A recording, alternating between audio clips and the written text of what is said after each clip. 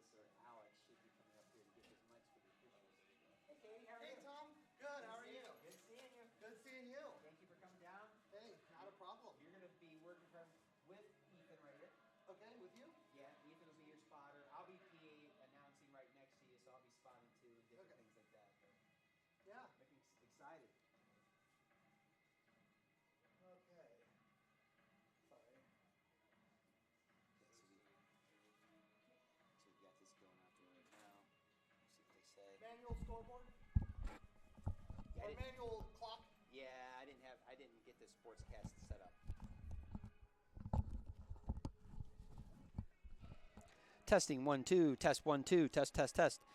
Testing 1 2, testing 1 2 from the north, or actually the BHWC. Test test test. Test test test. Testing 1 2, testing 1 2. Testing from the Bullock Health and Wellness Complex here on the campus of Muskingum University.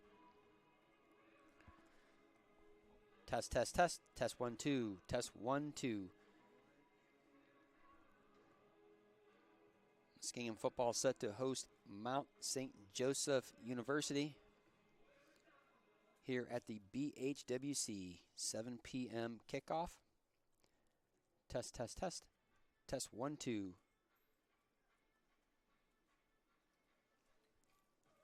Test, test, test.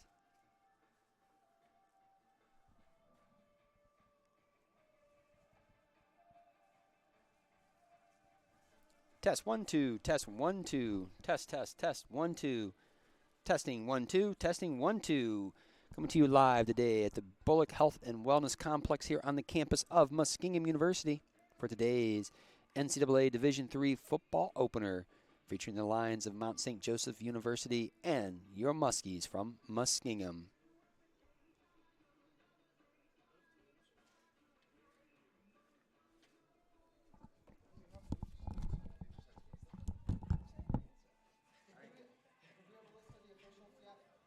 They're actually, you see it.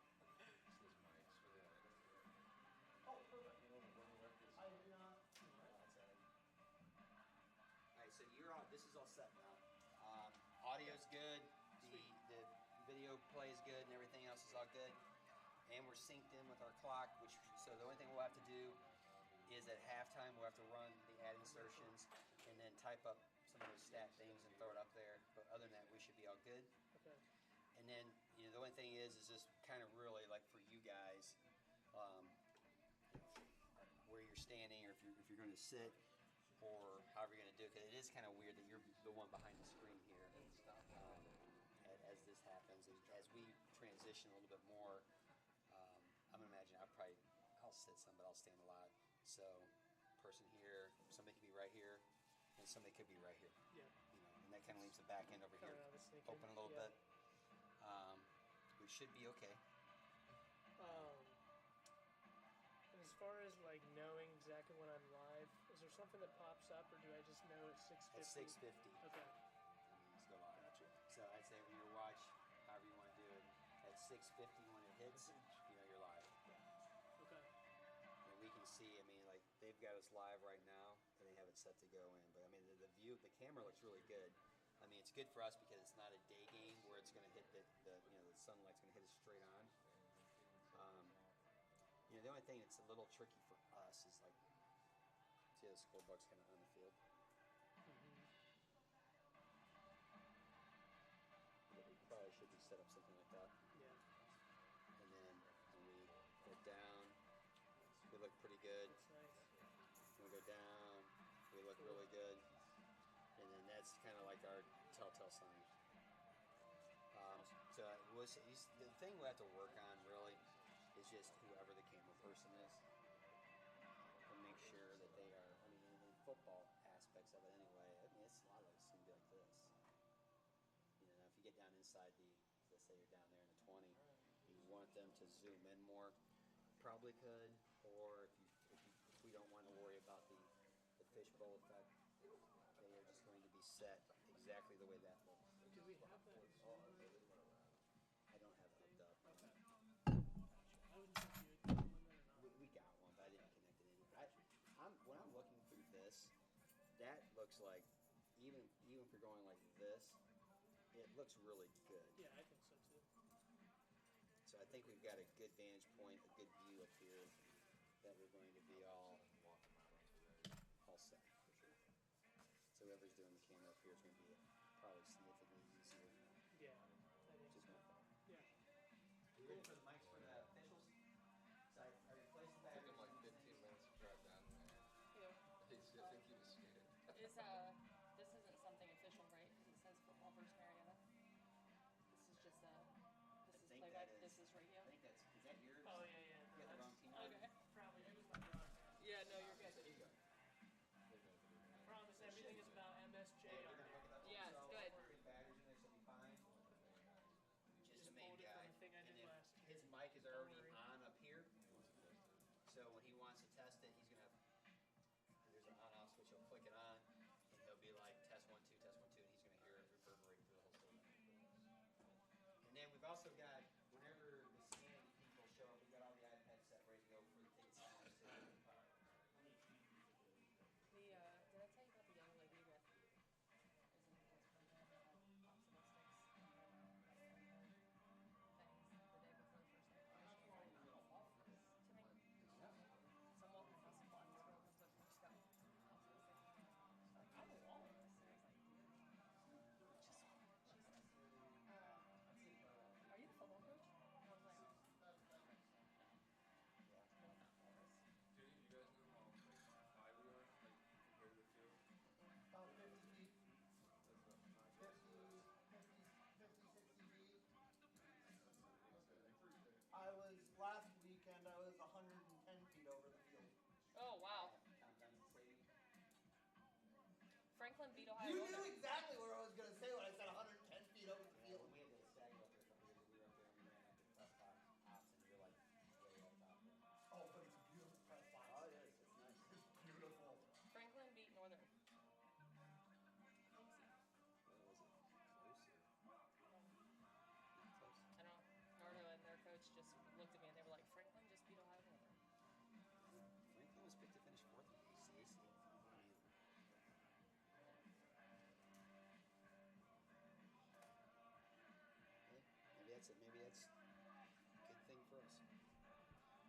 Northern is one of those teams that has seemed to like has fluctuated. I mean, they were consistently up here. Other the one kid who's in this room here, the football farmer, I was talking to him. He was like, telling me how he goes, I think we're 10-0 this year. And I went, really? You're 10-0? He's like, oh my God.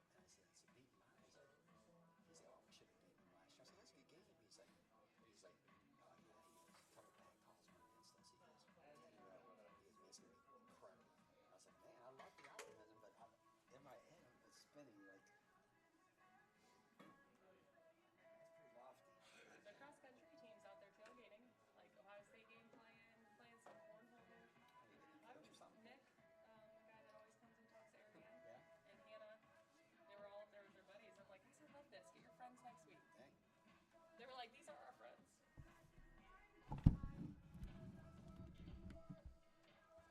So I printed out some.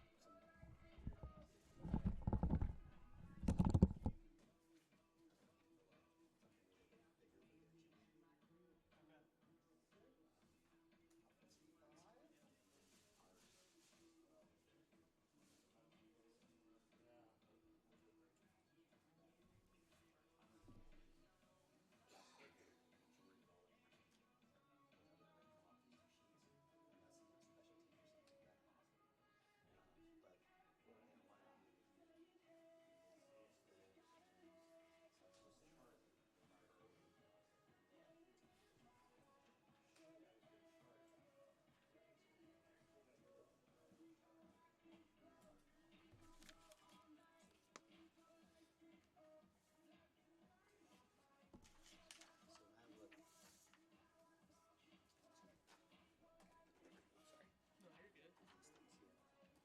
So we know it's Garrett Gurney, Kevin Cooper, Riley Woody, Joshua. His last name is Felipe. Felipe. Yeah. If you ever hear anything, Joshua, Felipe,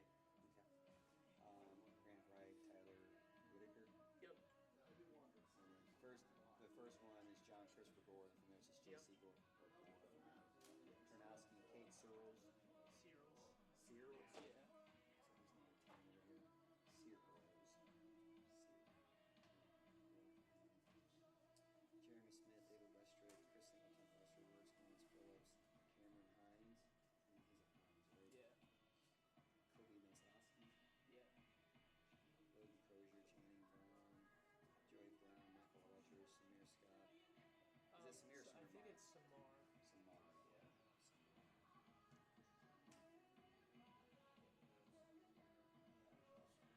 Yeah. Landon Jackson, AJ Saunders, He told me to call him Danny. Danny Adar. Danny Adar. Yeah. That's fine. Because usually on my thing here, it's just going to be last names only. Okay. Danny Adar, Kenny Page. Is Kenny Blunt the third in there? I don't know. That's a good question. Or 'Cause I think on the roster it doesn't say the third. what's that? I'm sorry. Anybody here at this desk talking? I No. just want to straighten the crowd mic over here. No, they'll be, well, I mean, they'll just be chatting back and forth between each other on play clock. Yeah. Is there that window right there on the outside door open with the public? Oh, let's see if we can split it a little bit for you. I just want to get this out to where. Ah, there it is. How's that? Thank you. You're a lot stronger than I am.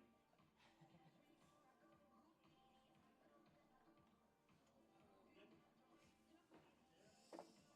Yeah, I don't know because on the I roster. think in a thing, I think last year that was just a page. Okay. First, you're saying Page the third. Makes sense. That's what, Jace Net, Yeah. Yep. Nate Thomas, Jamarcus Pierce, Martavius Johnson, Yep. Lee Burkett, Connor Gurney, Harrison Sonnenfeld, Cal Roebuck, Yep. Tylen Rose, Antoine Murphy. I think that's Javon. Is it Javon? I always get Yeah. confused with Javon or Javon. I think it's Javon. Javon Tucker. And that's like Jaquez. Shaquez. Yeah, it's like Again, a some Ja- fancy, that's it. Shaquez, Marcellus. Yeah. And then 22 is Sam Ferron. Ferrone. Ferrone. I believe. Yeah. Ferrone. That's Sam Ferrone. And Malachi Stromile. Stromile. Yeah. Trenton Cottrell. Isaac Collier. Yep. Sean Perry. Malik Pegram. Yep. Colin Simpson. And we got Glenn Ortega, Luis Garcia, Ortega, Barnos, Woody. There's all the same people. Yep. I mean, it shouldn't be too bad. No, I don't think that. I mean, there's a couple Are in you there. the but I voice of think the it's Muskies pretty this good. year? Are you the voice of the Muskies? Or is it gonna be Tom? I'm doing game Yeah, one. that's why you were practicing in the office this week. We're gonna see if we can amp some people up tonight.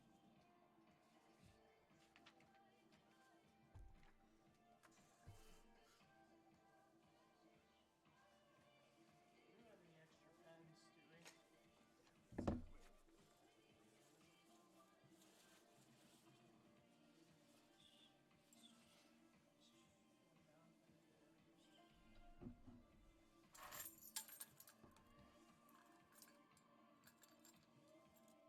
Do you have Lucas Morel's cell phone number? This has gotta be him. I didn't answer it because I didn't know it, but it's an Illinois number. So hey, do you have a room in your cooler? There's like 12 bags of M&M's down there and loose stuff that you really We like. got like, I mean, that second shelf has the whole front side. Alright, I'll bring it up. They don't expire till 2026, which is Yep, thank you. I mean, that's supposed to be Yeah. good.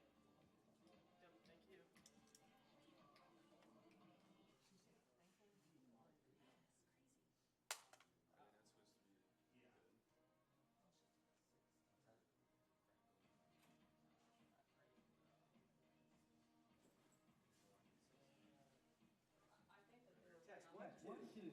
Test 1, 2.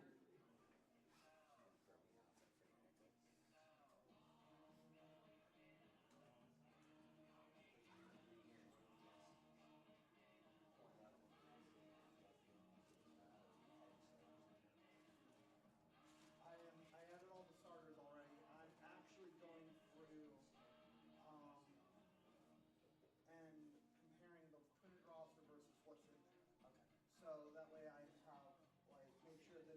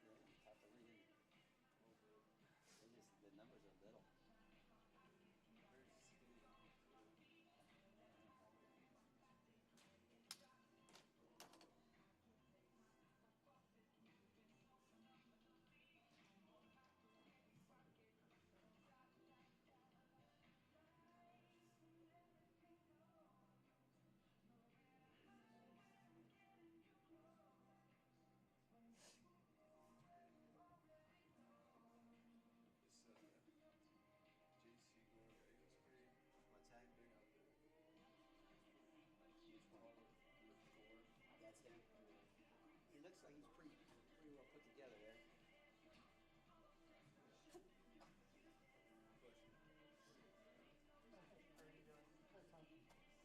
Hey, Rich. So, I think you get your sneezing from me. I've been sneezing all night. What? I've been sneezing like crazy all morning. Yeah, initially I thought it was just allergies, but I think I actually have some. This Jaden's sneezing too.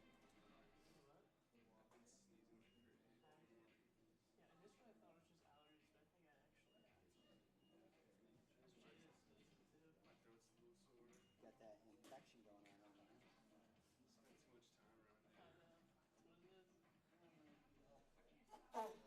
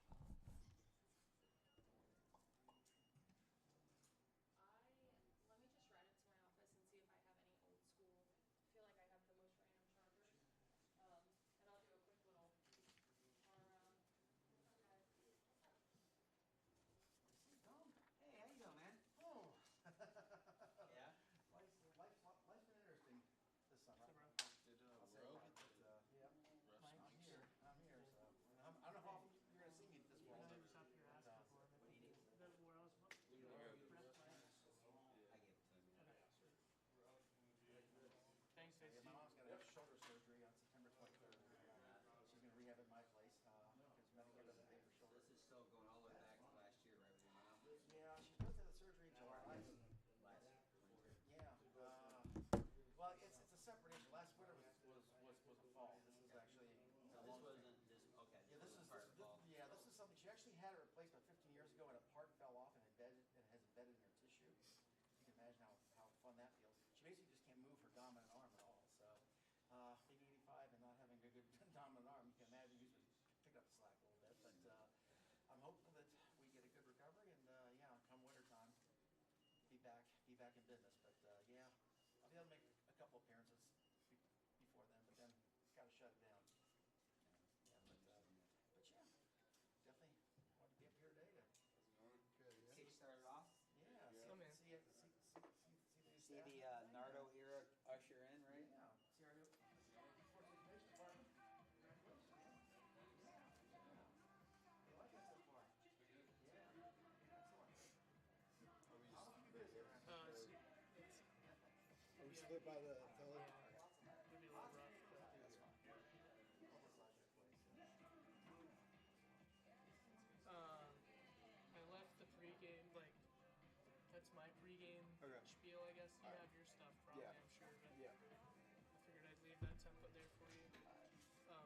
All of these name sheets are over there, just a bunch of them. I would grab, so this is like our too deep and they're too deep. So,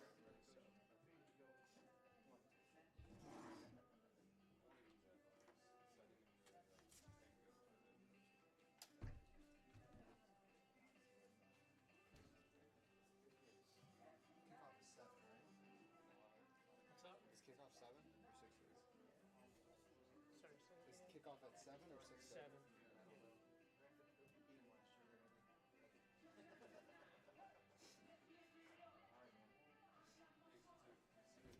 Did they mess? Is this guy's name Hunkus Michael or Michael Hunkus?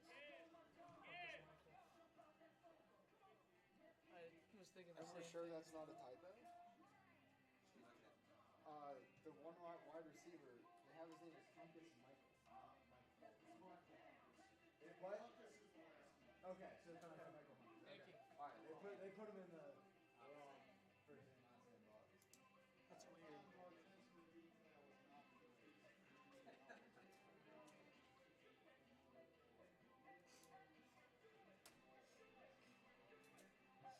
How are you known as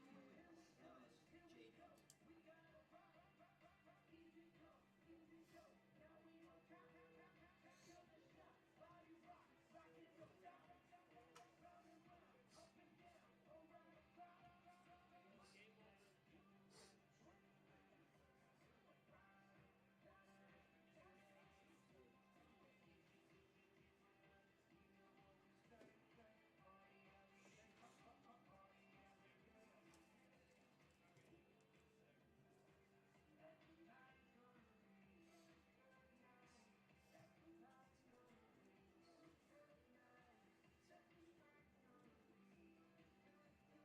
Yeah, I was looking more on Eli Aston today.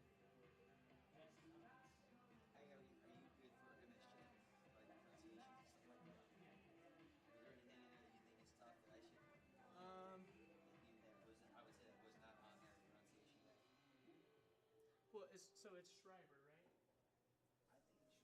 I think it's Schreiber. Schreiber. Not bad names. Oh, Hornschmeyer?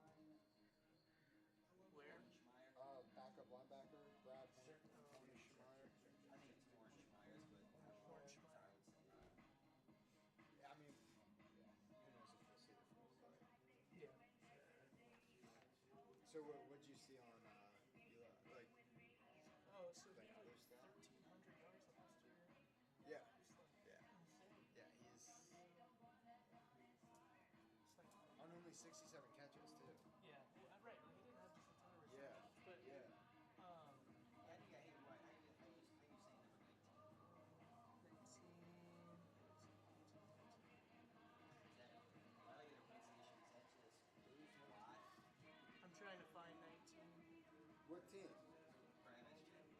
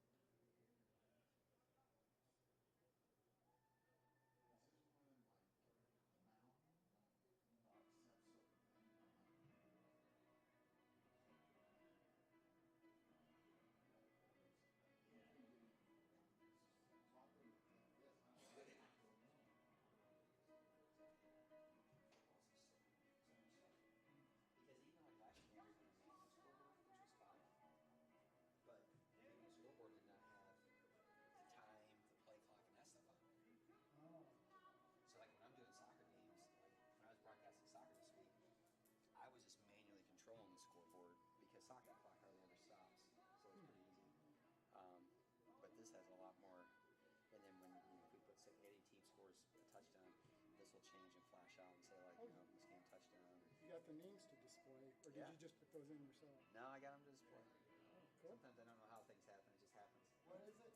I'm production truck. Like we bought one of those little scoreboard devices Oh yeah, yeah, to auto sync everything into production truck. yeah. So it's really nice.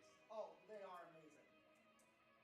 So I so I think down at Wilmington, I think they're still using. Is it Uno yeah. with OBS? Yep. I built that Okay. for them. Because I think this year in the OAC, 6 schools are still going through Boxcast, Yep. and then BW Northern and us are doing Huddle. Although those other 2 schools are using focus cameras, Yeah. and we're not. We're using our Yeah. regular camera. So No, I like. Well, Wilmington went Uno because Sydney Moss wanted the shot clock on in the field of view. yeah, So what we did for basketball season was we had, and the refs actually complimented us. Like we had every ref crew that came and did review complimented us on our setup because we had our game camera that moved, and then we had a camera that was fixed on the shot on our shot clock over our backboard that displayed the game clock and the shot clock. that's perfect. Oh, wow. They were like, dang. That was like we got compliments for that one, and I was like, yep. Joe, one of my greatest strengths is the ability to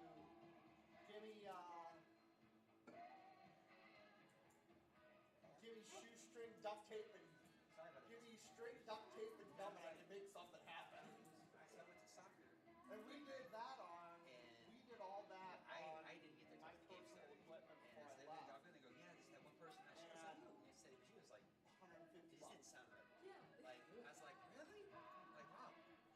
So I I got think an email, Yeah. and so we're all good. Okay, good. I didn't even, Well, because I didn't we look ran on the our soccer system one off anyway, of so I a thought for little football. stream Good deck. practice. Or not. Well, that's the thing. We run our I- Uno off of the stream deck, so it's There's sometimes the kids that they don't push want it. it. But with your And HB, for a lot of them, the way I set it up, it was like a game So- controller. I'm glad that. But I'm glad you emailed me. Yes, I was freaking out. I was just like, oh my goodness, I'm gonna get fired before I even start. Don, get out of here. No. Yeah, it was we had an A10 mini that we ran everything off of. What does that mean? So I'm thinking. I mean, Heck, what you saw the track and field championships last year, the little clock down in the corner they had. So, that do we run? you ever do any That was box out through- graphics for through, golf? you know, Yeah. You working on box out for them? Yeah. Okay, perfect. Yeah, Tom. Yeah. You saw the track and field championship stream, right? Yeah. That little clock down in the bottom corner. Yeah. That was my idea. There you go. Love it. Okay, so we're in football. Yeah. With box out, and what we will end up doing, let me find.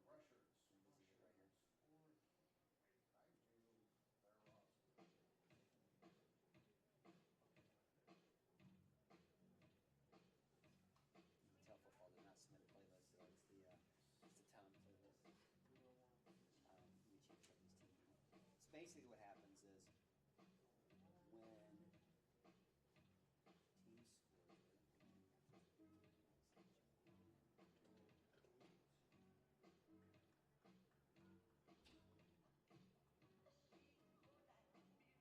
This is something that we put out on our socials. Okay. So we can see what the information is that needs them to is needed.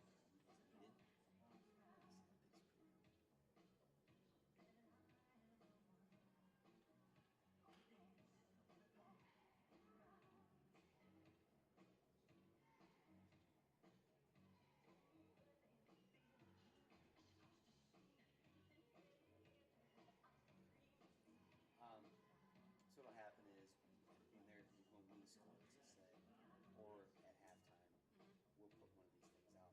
Okay. And we'll feed this information to you. Okay. So like if it's whatever the quarter is, how much time was on there, touchdown or field goal, what it was. So if it's like Gurney 3-yard run or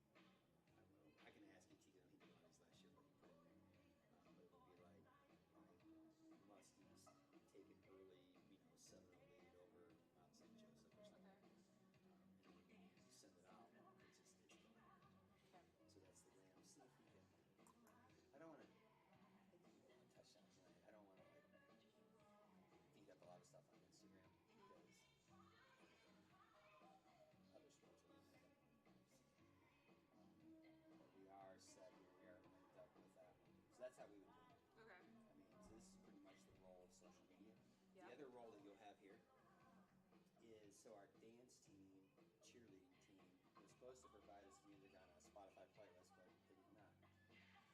So down here in our downloads, we have two songs. Bring 'em out, bring 'em out. That's the song that will be played at 6:50. So I'll be announcing. So when you hear me like, ladies and gentlemen, please welcome to the field year 2025 and singing cheer and dance. Boom. We would play, and you just double click that and it'll start playing. So Okay. you'll have to plug this into headphone jack. Okay. That's really what we're doing. Other than that, all of our music will flow through here to be coincident with the stadium. Okay. National football team coming out for the first time ever.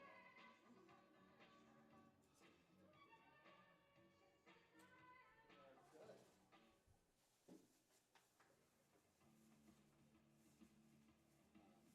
So, and then the MU fight song, I think when our team comes down, like so right before the coin flip and all that fun stuff, or right after the coin flip, they'll all come down those steps there. So when they're coming down, I will say something like, hey, welcome, please welcome to the field, you're blah, blah, blah. And you can double click that and we'll have you plugged into Okay. and through. Tanner's singing national anthem. Yeah? I asked him earlier in the week. He's like, let me think about it. And then music department had a couple people who had some interest. And I said, let me double check. And I asked him, and he said, yeah, I'll do it. And he was over here practicing today. He's going to do it from the field, which I was like, that's cool. That is Because cool. last year he did it from the pier. Mhm. And I just told him, listen to me. You're going to get a better sense of appreciation for you singing when people can see you. Yeah. So do it down there. Let some people, congratulate you or whatever it is. I go next week when you're going across the water, those people will be like, hey, you national anthem. That's gonna be so cool. It is cool whenever they sing from the field of the court. We had to adjust all of our speaker systems because there's such a delay coming from the scoreboard to the Yeah. concourse. So they came in and we actually turn off half our speaker systems when someone's using wireless mic. So just the concourse ones hit you, which has a little bit of delay, but not near like it's going to sound like once we turn that back on. So yeah, I'm excited. Yeah. How's the golf going? It's going good. Are you guys up at Mount tomorrow? Yeah. I'm excited. It's just a one day. I like playing that course. Yeah, Tannenhof, is that where it's at? And that, so I mean, Denison had a tough field. I mean, it was a good team. Oh yeah. It was so much fun though. I love that. Like the whole Denison course was golf club. nice. Yes. It was so nice. Yeah, they, Let me see the, sorry. Hey Tom. James, look at that, earn it. Are you ready to earn tonight? Earn your keep? Is that the one from Production Truck, or is that one provided by Flow? That's a production truck one. It's the scoreboard will sync into the production truck Gotham scoreboards. Yeah. So it's the production truck Gotham football. Okay. Yeah, Yeah. it looks good. Oh no, it does. It I looks like it. great. And even the one we use up there at soccer, which is it's more of a square one on the Yeah. top, still looks really nice. And it's when I was talking to Carrie about Carrie. our 88 Winters. Yeah. And I just said, listen, if you're a parent who watched the streams last year, and this year if you got to pay for them, Yeah. I go, on our streams, you're going to notice a difference because some of the Yeah. graphic packages we didn't do last year because we couldn't do it. No. So I go, and this is just step one. I mean, like step two, at some point this year, is to Yeah. buy the 4-input HDMI thing to get multi-camera. Yep. To bring back in replay. I mean, it's just it's a slow build out, but I do think that we're a little further ahead of some other OAC schools. You guys are. This iPad died. Man, that's a quick one. Yeah. Oh. That's the one you dropped, huh? Yep, that's the one I dropped last year. All right, I'll just plug it back in. All my fault. So you guys have what? 2 iPads you made? Yeah, we got 2 guys now.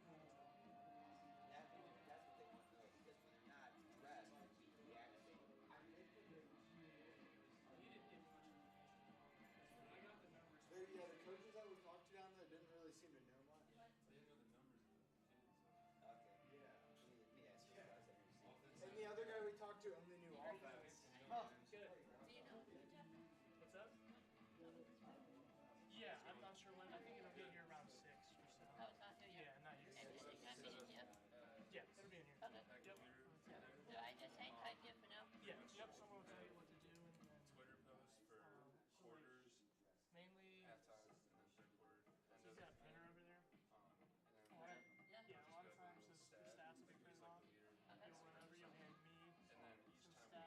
You'll hand Adam in some box stats, out, and then you hand some other people there's like some a drive stats. chart thing. You can Kind of set let you punches know numbers, where gives you, and then specifically who to post hand this stats. stuff to. But I'll Adam add has him good stuff, so manually. that Score, you your hand, like score update, We got to do like 7-0, and then it'll show like the drive chart, and just kind of summarize like what the play happened. Fairly simple. Yes, I sir. can show you the drive chart. A little bit. I watched a little bit of Ohio State. Oh, you're good. You wanted to show Emily, like, I know you were doing a lot of these last year, these drive charts. Okay, cool. So I think I got it changed over now. They played well too, didn't Yeah. they? It's gonna get back to that I again. thought so. It's still, and you Yeah, it'll tweeted be straight good. out I'm from excited there, for right? this one. Yep. It'll be So fun. I went share, and then I Yeah, downloaded we like as well. And you don't have to do College that anymore. streams. Like if we go Better right here, than so what we you had last share, year. that was never Do we like the what? so The stream you we would have type now, whatever you're gonna last type year. in here, and that's probably the message. Like I what were think you the typing stream is in? better Like, quality, Yeah. but like what happened. it's through a cable, Yeah. which is frustrating. So, Too sorry. I mean, it is what it is. Score update. But yeah, it'll be good. I think. Yep. I'm excited. This is really nice. I've never seen a football game from up here. Oh really? Yeah. That'll be fun. Yeah. Be a good time, man. Hey, do you want to test the audio here, Adam? Yeah, sure. Hop on So, here and test it. Are we both gonna be, or? I mean, it's really whatever you're most comfortable with. Well- I think it might be better if like you're over there and I'm here, Okay. just so you have your desk space to like go through Yeah. your papers and stuff, Okay. and I do. Alright, do you have enough room over there? Yeah, I think so. I think Good I'll be vision. okay. You've got the screen. Yeah, I got the screen, but I can still see. I think for the most part. How bad or like? How much would it mess up the wires and stuff? Just move the table to here. So I'd like to. Does that mess everything up? I just don't know. All right, that's fine. I showed up and it was like this. Okay. I honestly don't even. I don't know. these ones are on over here. Okay. There we go. Thanks, dude. Yeah, this is like the worst. We'll make it work. All right. Okay. Feeling great. It always makes me feel better when I'm able to throw the headset on and talk for a little while. Yeah. Get used to it. Yeah. It's a night by Feeling the good. pond here.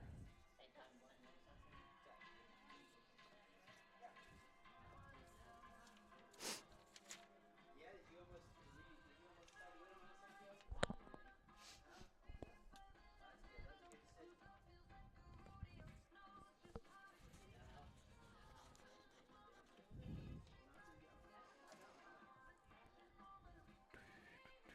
Do you want to go through pregame? Sure. Yeah. Can Am if I you want. loud enough, or do I need to be louder? I think you're good. Start Okay. talking like you would during the broadcast. All right, I'm expecting to see something similar to last year. Very high-powered, high-scoring offense. Again, Yeah. the Muskies put. Is that You're okay? good. Yep, All right. you're good. All right. All right, you want to go through the introduction? Yeah, sounds good.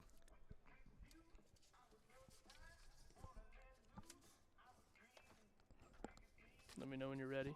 All right, hold on.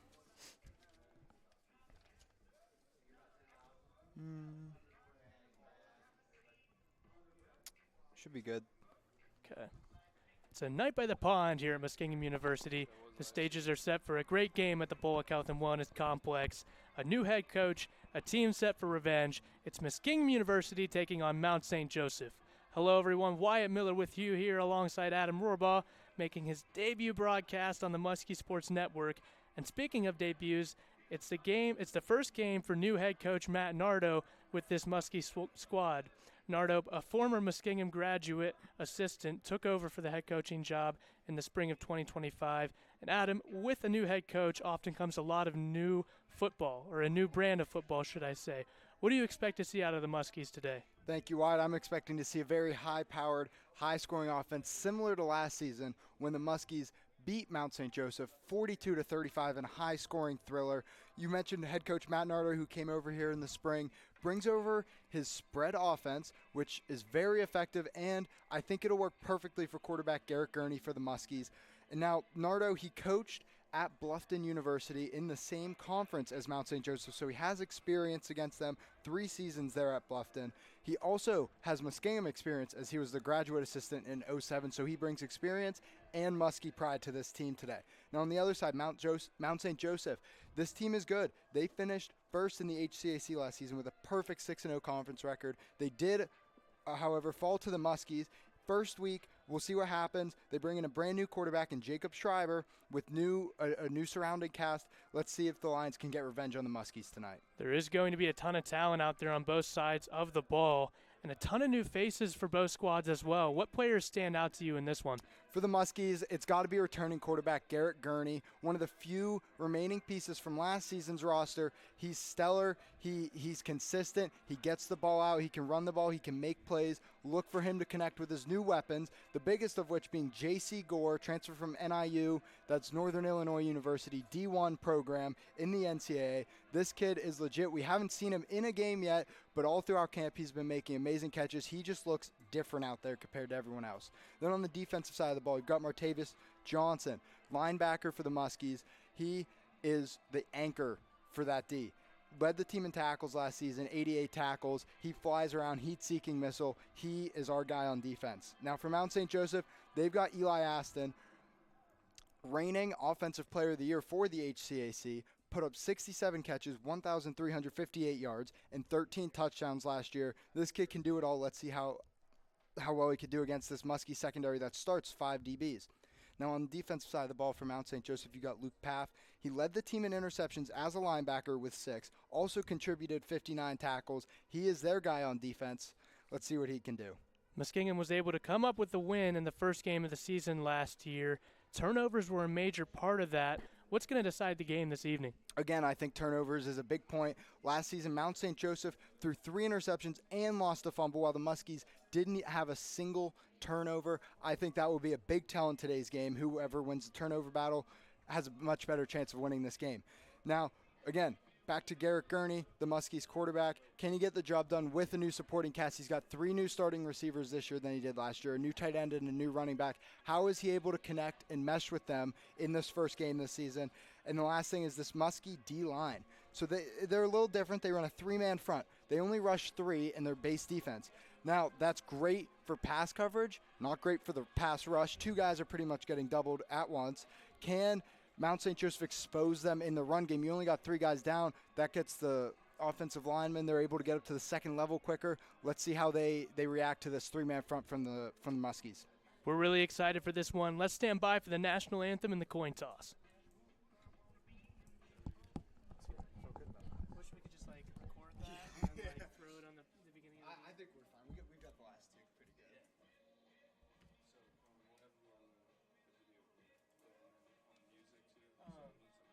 One thing, I would probably call him John Christopher Gore. Yes. Just Okay. Yes.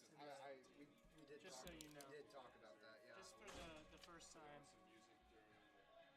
At the end of the first quarter, halftime. I think we did talk about that yesterday. Man, this screen is just the worst. Yeah. If you want, right here. How far does this reach? Hang on, let me see. Because if I can stand here, I don't need a table except for the beginning. My only concern is I have to be by this computer too. Why? Because I'm the one operating some of the stuff, which is just commercials and stuff at halftime, but I still need to be here to do it. But I can see the numbers. Besides the pregame, I don't need to have this out. I can literally just stand here. It gives me a better view of all of it anyway. Let me see. Let me see if I can get this stuff moved over at all. I don't know. It just scares me because it's all set up and everything, and if I move it and then something unplugs, I'm just gonna leave it. I'll be fine. I can see the numbers. Yeah, I can see the numbers easier. Yeah. It definitely makes it work. It does. I have the left. I would think if you had an XLR extension, you might be able to extend it. And what XLR extension? Yeah, the 3-pin, that round 3-pin plug, on one end male, one end female. So if you have one of those in your storage kit, you might be able to. I think I'll be alright. I think I'll be good. I can see.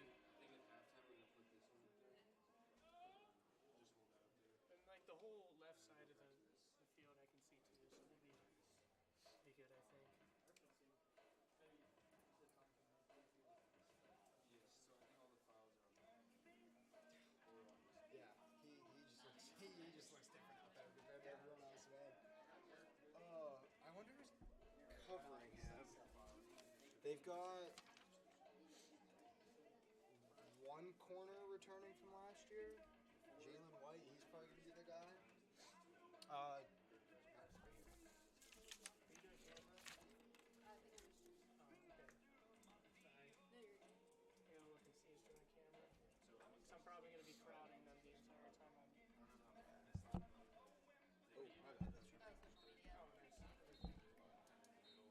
That's actually the first game I ever worked. I did like social media and Yeah. touchdown drives.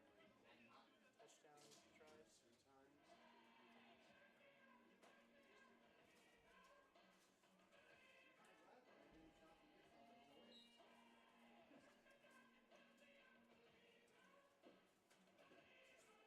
Hey, I drove up to Cincinnati. Is that where you're at now, Cincinnati? No, I'm back in Kent. I was on vacation. I took a 2-day vacation.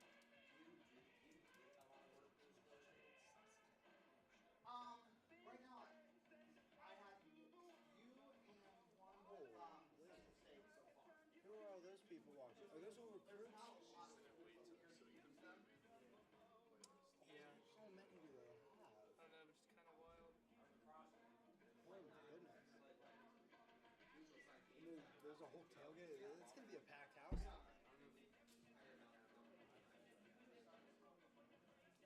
Yeah, and I just, this actually, this is the first event I'm actually doing here. So.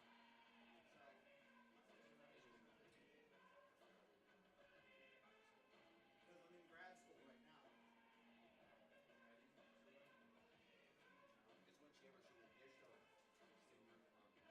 Because once you ever shoot initial, when he shows up, you always put her on a building.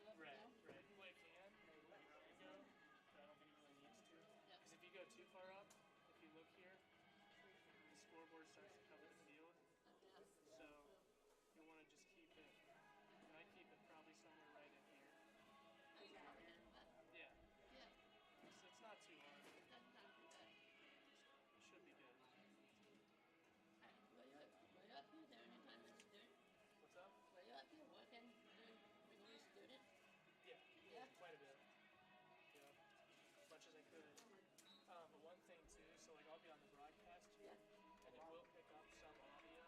So the surrounding people have to be a little bit more quiet. Should be So fine. don't be saying Right, exactly. basically. Yeah, but if you have questions, there'll be people around. So I'm a now camera person. Yes, you're the camera person now. Yep, So this is connected to that. correct. Yeah, so like it's connected here, then it's connected to that. It's all intertwined Is into it the off? Is live it off stream. for that?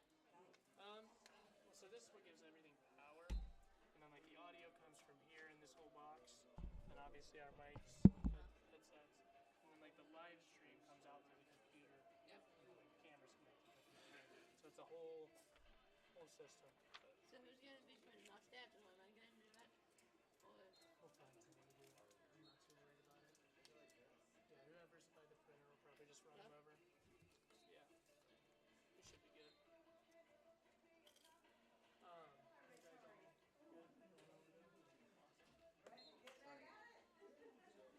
Going over there?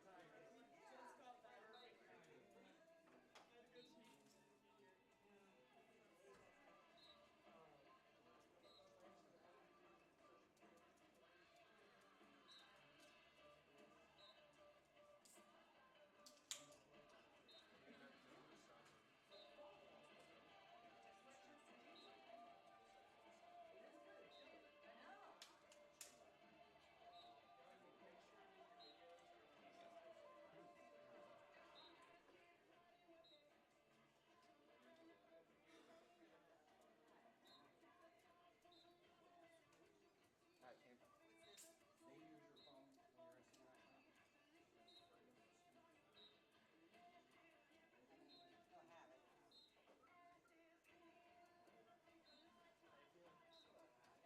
It's just that 3 minutes. Like after that, it's just like I feel like it's fine. So my experience is like I get really nervous when I'm like the second I start talking, and especially after previews, I'm like, But you're like when you put that on, it's just like it's us talking. right. Like It's all you don't hear anything. It's just that. especially as a coach, you're literally just talking about what happened. Yeah, exactly. I just say what happened in the play.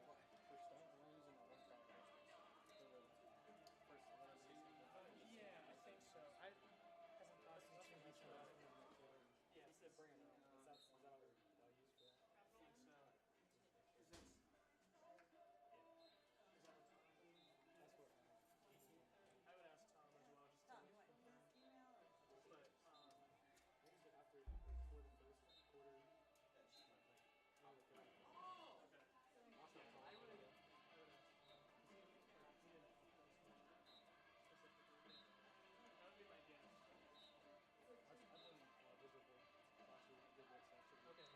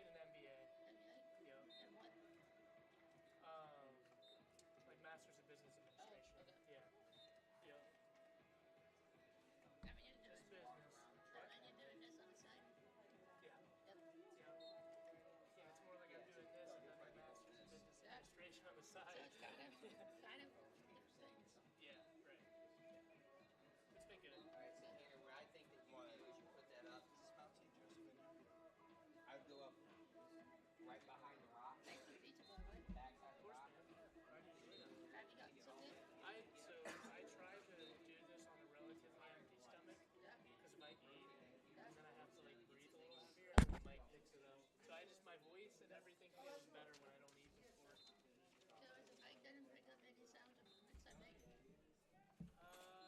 I doubt it. It's mainly just talk. That's if I talk. Right. Yeah.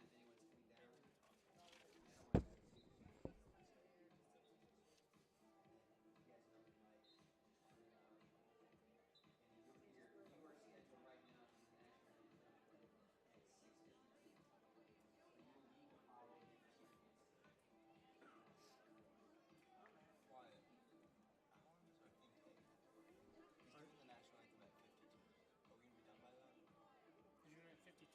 Yeah, that's what Tom just said. I think. Oh, 6:52. Yeah, are we starting at 6:50? Oh, no, we'll start at 6:50. Oh, we're done in 2 minutes. Is it 2 minutes? I don't know. I lose sense of time when we put it on. It could have been 45 seconds and it could have been 3 minutes. I don't know. So it's definitely over 2 minutes. Okay, so should we start at like 48 or something? Yeah, I'm not sure. 5 seconds, 5 to 6 seconds. You're spot on. You said 6:52 is the national anthem? Should be. Okay. Should we go on 48? I would say you're going to be down there. So we don't go live until 50? You go live at 50. So I would We're say not live you until go down 50, there what? so that I'm going to time it. 5 Just seconds. 1 second, sorry. So that way a couple I'm going to things time. I would Let's get, go through our Adam, let's go through our introduction. I'm going to time us up to about 2 minutes and see where we stop. Okay, sounds good. Can you hear me okay? Yeah, all good. All right, sweet. You ready? Yeah. It's a night at the pond here at Muskingum University. The stages are set for a great game at the Bullock Health and Wellness Complex. A new head coach, a team set for revenge. It's Muskingum University taking on Mount St. Joseph. Hello, everyone. Wyatt Miller with you here alongside Adam Robaugh. Debut broadcast on the Muskie Sports Network for Adam. And speaking of debuts, it's the first game for new head coach Matt Nardo with this Muskie squad. Nardo, a former Muskingum graduate assistant coach, took over the head coaching job in spring of 2025. And Adam, with the new head coach, often comes a different brand of football. What do you expect to see out of the Muskies today? Thank you, Wyatt. I'm expecting to see something very similar to last season. Very high-powered, high-scoring offense here. Last season when these two teams played, Muskies put up 42 points in a thriller 42-35 victory. Now, you mentioned head coach Matt Nardo, who came over here in the spring. He was head coach for the last 3 seasons at Bluffton University in the same conference as Mount St. Joseph. He has experience against them. He also brings over his spread offense, which I think will be perfect for quarterback Garrett Gurney. He's able to get the ball to all his different pieces, new pieces, might I add you, and he's able to run, take off RPOs. It fits his game style perfectly. Now, Nardo, like you mentioned, graduate assistant back in 2007 for the Muskies, so he brings over experience and Muskie pride. Let's see how these Muskies go out today. Now, Mount St. Joseph, this team is no joke. They finished first in their conference, the HCAC, last season with a perfect 6-0 conference record. They did fall to the Muskies, however. A brand new quarterback they're bringing in, Jackson Schreiber. He was backup last year, had a few appearances. He's getting a brand new supporting cast. Let's see if the Lions can get revenge on the Muskies. We're really excited for this one. Let's stand by for the national anthem and the coin toss, and we'll be right back here on the Muskie Sports Network on Flow Sports. That's perfect. So we'll do, yeah, and then we'll just pick up right where we left off with the key players after that. That sounds good. Hopefully the rest of that gets us close to the start time. Yeah. If we get there and I realize we're like, Yeah, I feel like we're not still even going to have close, like 3. I'll cue us out again, be like, we'll be right back for kickoff. And then we'll, And they fixed it back when they fixed it. When do we go live? 6:50. When I go live. One thing, if you want, like if you want to be a little extra. I went in and looked and I was like, okay, they corrected it.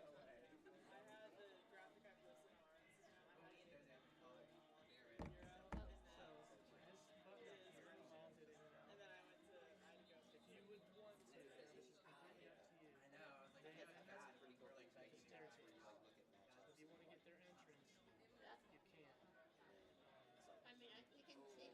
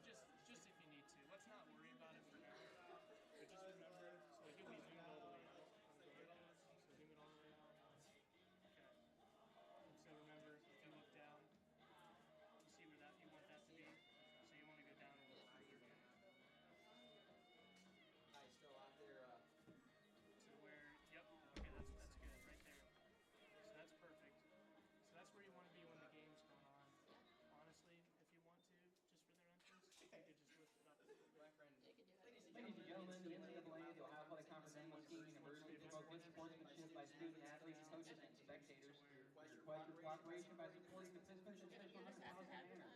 Profanity, racial or sexist comments, or other incriminating actions directed at officials, student athletes, coaches, or team representatives, as well as public intoxication, the consumption or possession of alcoholic beverages or tobacco products are grounds for removal from the site of competition and other disciplinary actions.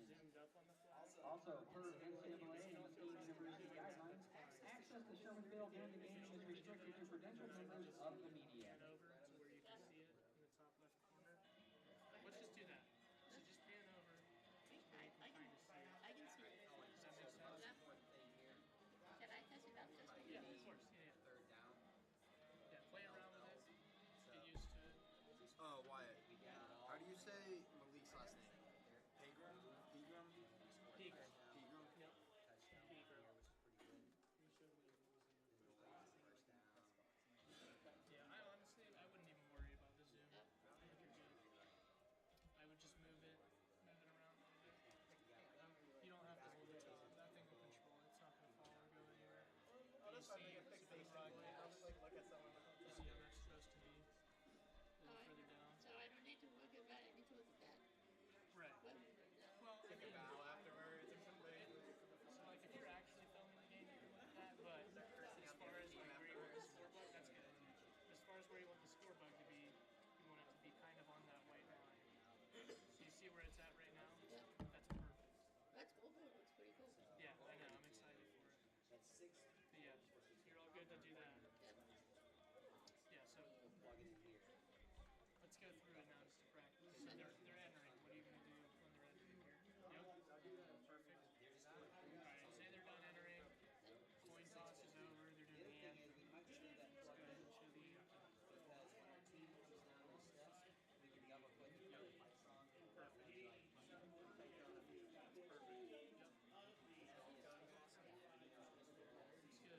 Now the game's about to start. Where you the camera.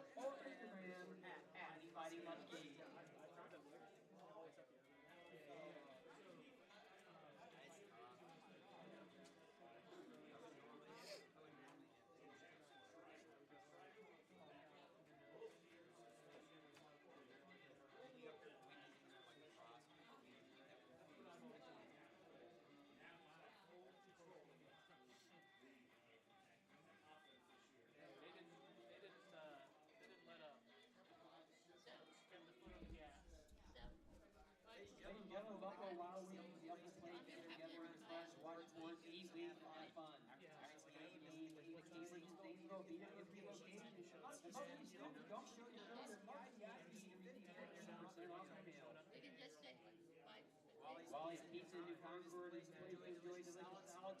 Pizza will fall in love especially with their ingredients and their hometown service. Put the date down now. That'll really help. Need a place to stay? Visit the Fairfield Rental by Marriott Cambridge. You are their number one priority. Enjoy their various features, including free Wi-Fi, free hot breakfast, an indoor pool, and a fitness center. Book your room. Make sure to mention the musty rate to unlock that special perk. So just make sure what I would do. So here's how I would do it. So I would go and I can, hours for it's September, right? So September. So I would do this 7th September. Goodness, I can't spell.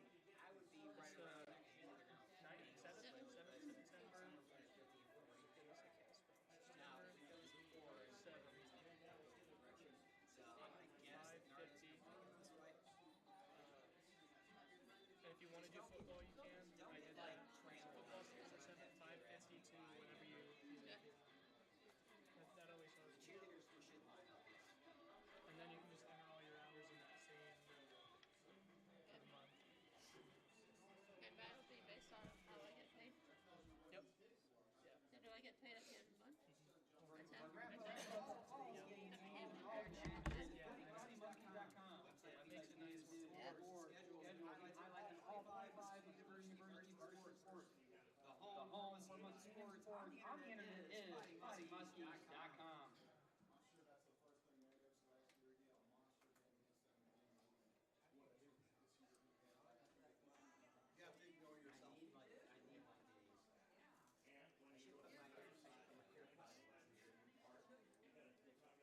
Yes, it cleans up, and that's insane. I got Still first 10 quarter, Yeah. quarter, Colin Florida State beat some. Your southern twang would be just like Florida State beat Florida State by 70. East at Salem. Okay, yeah. Makes sense. Now Penn State game was actually surprisingly close. Was it really? I didn't know that. It was by like 30 or something. It was like 10-0 at halftime. Because they looked good last week. Yeah. Yeah, what's up? These two broadcasters for Vincent Joseph, were they like team guys or they from Department? Do you know where they're They'd probably be team guys. Would be my guess. Either team guys or team. The team at Buzzard is wonderful. Their online store for musky apparel. BodyMuskies.com. Click on the store to access the storefronts of brands you know and the design you'll love. Get the insights for it. listening to the other broadcasters? Yeah. Maybe we should just ask them about their team. Yeah. Can you tell us what to expect? Yeah. I mean, yeah, I would assume run, throw it. Or throw it like run. Want to give a first down musky call tonight? Which they were they passed right? A lot last year, didn't they? Yeah. I wasn't at the game, but their quarterback had over 300. Yeah. I mean, they're like 3,000 yards. I don't know. They had total that game. They had 476 yards, and I think 350 were. Well, I was looking at the season. I saw you threw for 3,000 yards. That would make sense. That's pretty good. In 10 games, that's over 300. Yeah. I think it's foul. Gets the job done. So, both Gurney and Cooper's stats are kind of skewed because they like split time last year. But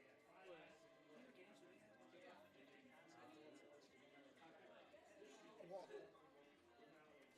yeah, we barely ran the ball. Our running back was good. we just abandoned it. Yeah, well, it was that 41 guy you pointed out. Thompson. Francis. Yeah, Maybe it's. I know I that. forget, I but think one of them was Dylan Francis, but he was good too. He was huge. We just didn't run it. I mean, we could have at least like. I don't even think we really ran RPOs or anything. I just think. we just abandoned the run game. Yeah, but when we did it, So we threw it 50 times against Mount. I mean, when you're in a shootout like that, that's what happens.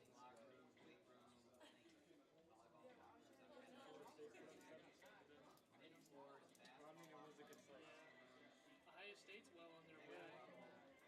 63 nothing. That's crazy. They put in St. Clair is getting reps. Huh? Yeah. Chandler Ross. That was his name. David St. Clair's. Looks like it. It says he's 0 for 1. Hey, he's in the game. That's crazy. They played through. Yeah. Dude, well, I think we need St. Clair to get reps. He's probably the guy next year. What a save. 18 Well- for 19, 3. Yeah. Jeremiah Smith had like 4 for like 200 or His for like only 150. incomplete was, I think it was so he threw it. Yeah, he threw it. one. Yeah. I think he had four touchdowns and a pick. Yeah. MSJ. They finished Ladies and first. gentlemen, welcome to the Boyd Open Rundown by tonight's NCAA Division III football matchup. From the Mount St. Joseph University Lions and your University Fighting Muskies. You have that all access pass in grade 1. Yeah. It drops you out like on that So side. there's, if you look, there's like a gate. You can almost see it. There's like an open gate over there. So go down to floor 1 and then go out the entrance like around, and you can just literally walk down the track. Hey, Wyatt, this would be the night that I do it. Are you saying his name? Is that the opportunity? Chandler Ross was the running back last year. Chandler Ross. What did he average? 47 yards a game. Well, but Now, let's bring this starter starter here tonight. 6 yards. like, why would we abandon it? 6. They did have like 3 guys that were insane. Quarterback. Really good. Yeah, no, I get that. I don't know. Yeah. At running back. Predictable if we're not going to run it. Wide receiver, number 1, Levi Ashton. At wide receiver, Well, I mean, when you realize you have 3 top-end wide receivers, but it just becomes predictable. Kamari Pittman. At tight end, number 11, Eli LaFrance. At left tackle, number 75, Jahil They Davis. lost in the first round. At left guard, number 79, Delando Anderson. Got beat like 50. At center, number 77, They're not. Washington They're University. in a really bad At right conference. guard, They won all their conference games, but they lost At right tackle, number 71, most of their Donnie non-conference Lewis. games. I think. We got 13 minutes. I'm gonna use the bathroom. Yeah, they.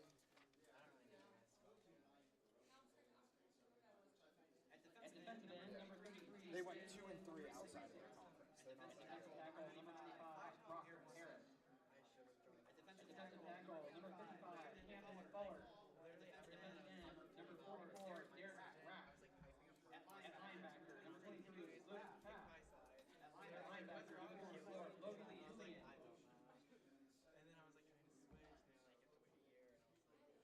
At linebacker, number 14, Brad Hornmeyer. At star, number 3, Deshaun Hoskins. At cornerback, number 26, Travion Davis. At safety, number 21, Mason Hort. At free safety, number 1, Miles Harden. And at cornerback, number 16, Noah.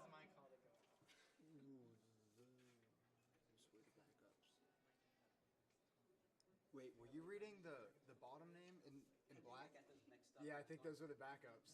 It might have been. They weren't out here. And now, let's meet the Provo starters for the 2025 Fighting Muskies. Muskegon is led by first-year head coach Matt Nardo. At quarterback, number 9, senior Garrett Gurney. At running back, sophomore number 8, Riley Woody. At halfback, senior number 87, Grant Wright. At wide receiver, sophomore number 6, John Christopher Gore. At wide receiver, junior number 10, Kay Cyril. At wide receiver, senior number 11, David Westrick. At left tackle, senior number 57, Foster Wirtz. At left guard, sophomore number 59, Cameron Hines. At center, senior number 72, Logan Crozier. At right guard, senior number 55, Joey Brown. And at right tackle, senior number 71, Samar Scott.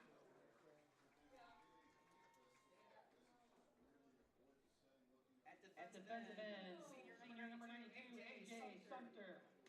At defensive tackle, senior number 56, Kenny Page III. At defensive end, sophomore number 95, Nate Thomas. At linebacker, senior number 44, Martavius Johnson. At linebacker, senior number 5, Connor Gurney. At linebacker, sophomore number 23, Calvin Roebuck. At defensive back, senior number 1, Antoine Murphy. At defensive back, junior number 2, Jack West Marcellus.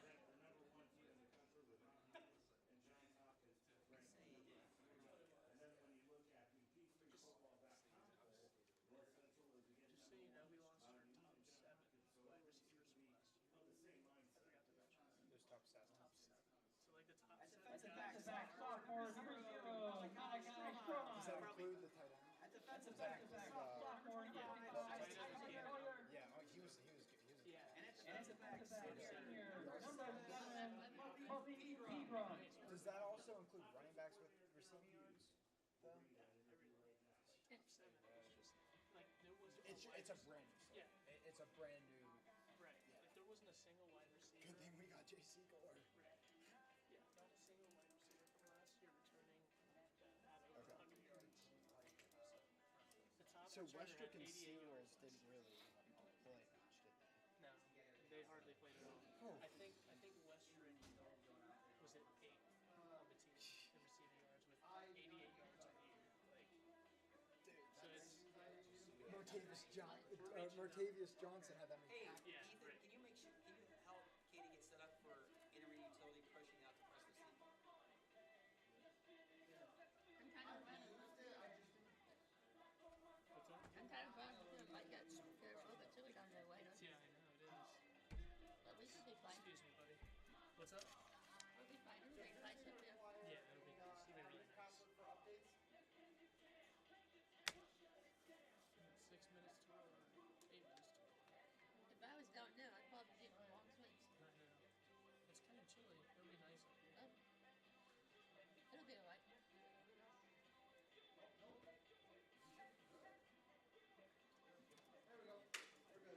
You miss Dining Hall what?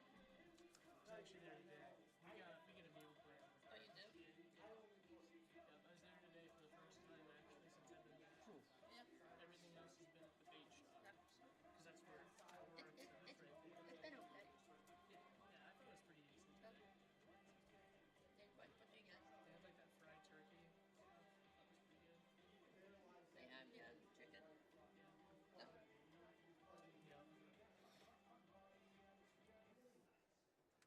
Parnell Associates Inc. is your source for driveways, walking, bike trails, dust control, grading, parking lots, chip and seal applications, and patching. How long For more information, visit Parnell Associates Inc. 5 minutes. 5 minutes? For all your lawn and garden services and landscaping needs, contact Taylor's Terrace Landscaping Company in Norwich, Ohio at 740-872-3587. They are committed to meeting the needs of their customers in central and southeastern Ohio.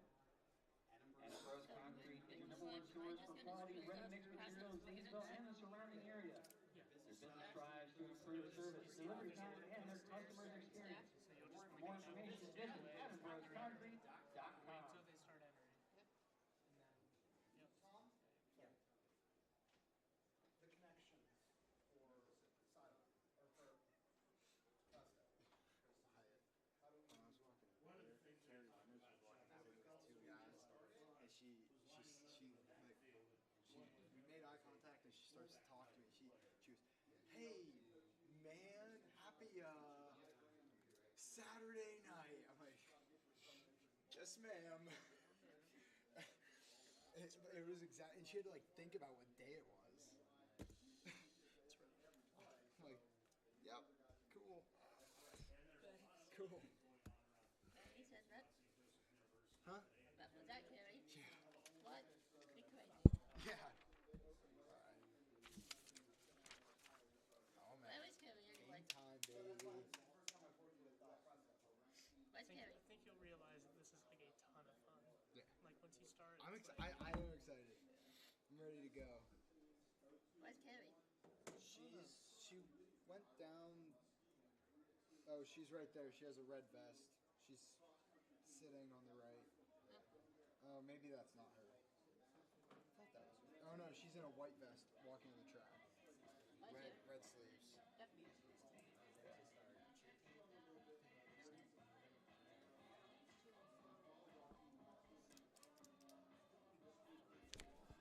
So are we just gonna know to call it after this one and just say we'll be right back after that? Yeah. Yep. Okay. Yeah, and you don't have to do anything with that. You just keep doing your routine. Okay. After you hand the first After the description Mount of St. the- Joseph. Okay. All right, then you'll just take it. Yep.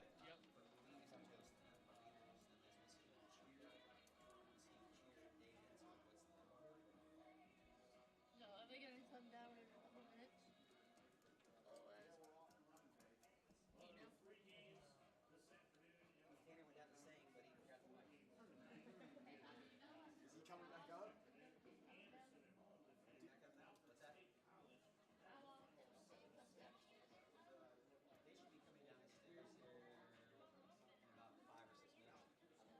be coming down the stairs here in about 5 or 6 minutes. 6 or 7.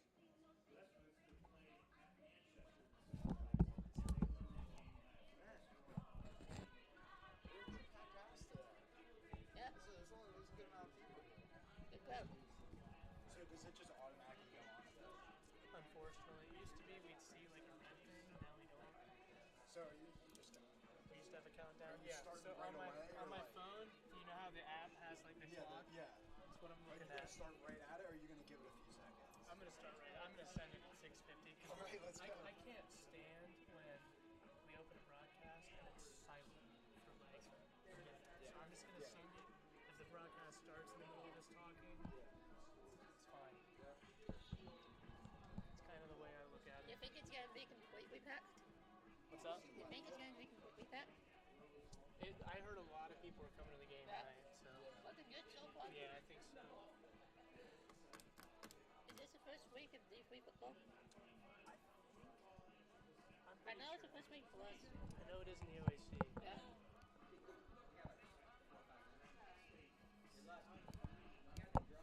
So I mean, I already told James, but you guys will be fine. Just make sure you're not talking too loud, because this thing will pick it up if you. Not too worried about it. I think we'll be good. so everybody else is all spread out everywhere, right? You just had me come here. Yeah.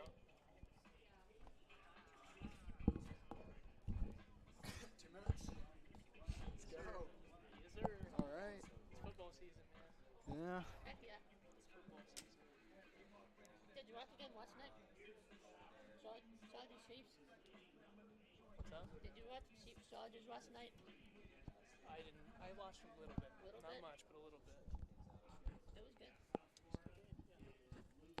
I'm not surprised the Chargers won. Wyatt, can you put that on for a second? What's up? Is that coming through our thing? Okay. All right. All right. I was just making sure that was Yeah, it wasn't going through.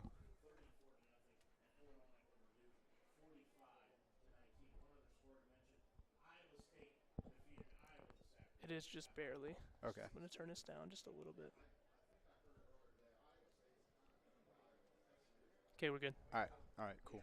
I put it on. I'm like, had to make sure we weren't getting like a double broadcast going on. We got about 50 seconds.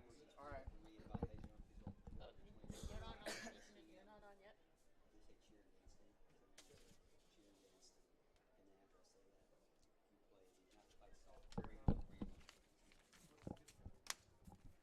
We'll move stuff for a second.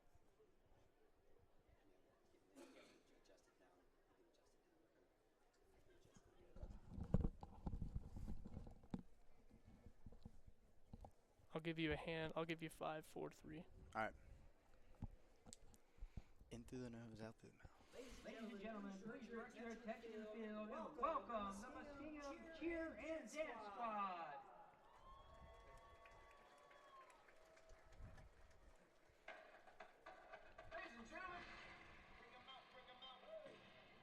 Football is back. It's a night by the pond. The stages are set for a great game at the Bullock Health and Wellness Complex. A new head coach, a team set for revenge. It's Muskingum University taking on the Mount St. Joseph Lions. Hello, everyone. Wyatt Miller with you here alongside Adam Rohrbaugh. making a debut broadcast here on the Muskie Sports Network. And speaking of debuts, it's the first game for new head coach Matt Nardo with this Muskie squad. Nardo, a former Muskingum graduate assistant coach, took over the head coaching job in the spring of 2025. And Adam, with the new head coach often comes a different brand of football. What do you expect to see out of the Muskies today? Thank you, Wyatt. I'm expecting something similar to last season when the Muskies put up 42 points on this Mount St. Joseph team.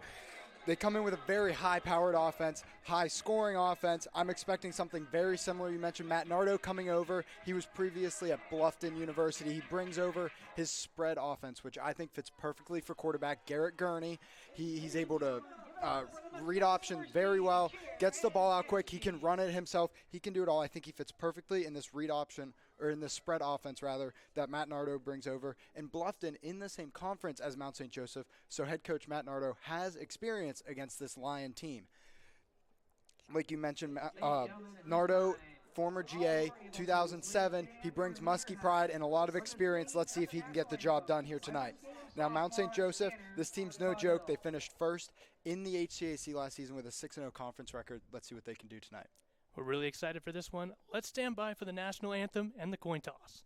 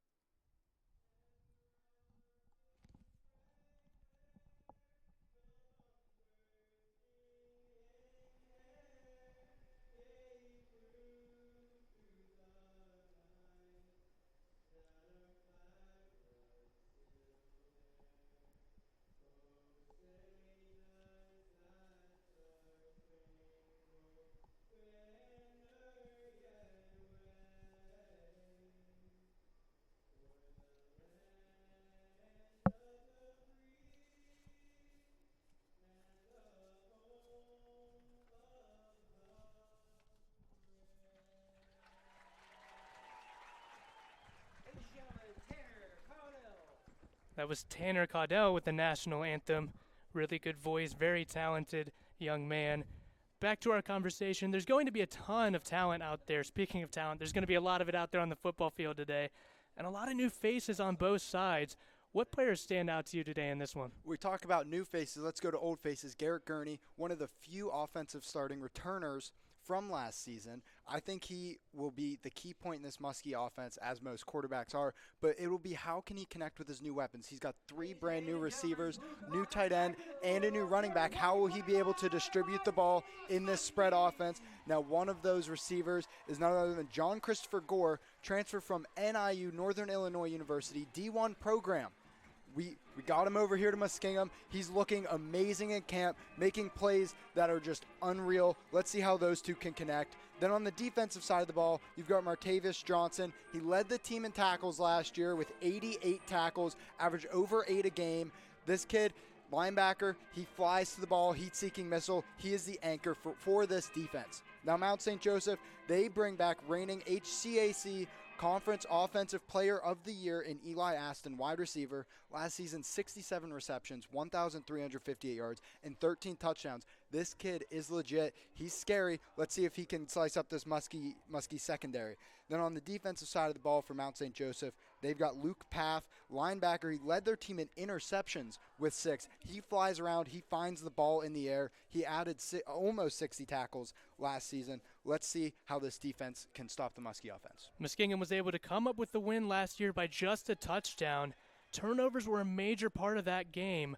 What's it going to be this evening? What's going to make the difference in this game tonight? Again, I think turnovers is a big deal. Last season, Mount St. Joseph threw 3 interceptions and lost a fumble to the Muskies, while the Muskies were clean. No turnovers, yet they only won by 1 touchdown. I'd look at that turnover gap. That should be a good indication of who wins this game. Another thing is back to Garrett Gurney. How can he connect with these new weapons? And can Mount St. Joseph's defense contain him? This kid makes plays from outside the pocket. He escapes the pocket. He breaks tackles. Let's see how he can handle it with a new supporting cast. And then this Muskie D-line, they run a 3 down front, which is a little different than most teams. Most teams run 4, rush 4 people. The Muskies only do 3 in their base defense. So it's less pass rush, but better pass coverage. How are they able to balance that? And can Mount St. Joseph expose them in the run game? We can't wait for this one to get started. Football is back at the Bullock Health and Wellness Complex. We're going to step aside for the coin toss, and then we'll be right back to get this game kicked off on the Muskie Sports Network on Flow Sports.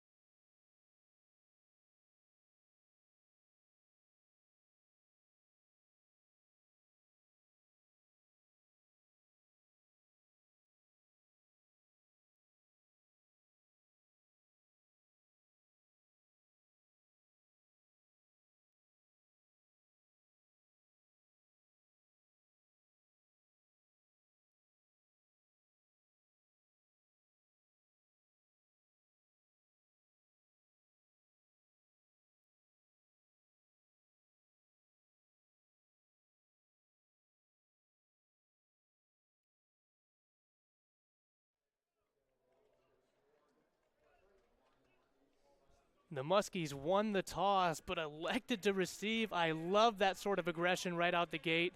Matt Nardo wants to show this explosive offense right away. They're ready to play here offensively. You know, we talked to him in an interview earlier this week. You know, what did Coach Nardo talk to us about with their offense? Coach Nardo's biggest thing with the offense is they want to play fast, snap the football, a little tempo offense going. It's that pace that matters, and we want to punch them in the mouth real early and get the ball moving.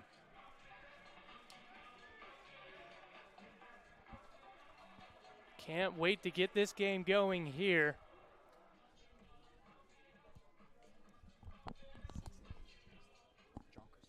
Number 8. Back to receive John Christopher Gore and Riley Woody, 2 guys that are going to be very explosive on this offense this season. I'm excited to watch them play. Matt Nardo mentioned how much they're going to be a part of the offense here at the beginning of the year.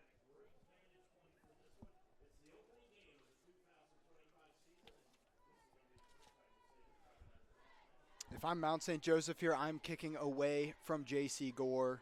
I'm kicking it to Riley Woody, explosive running back, but not as dangerous as John Christopher Gore might be. It's kind of like being in between a rock and a hard place. You know, you can't really decide to kick it to either guy because both are really explosive back there. But I agree, you know, J.C. Gore is going to be a big part of their offense this year.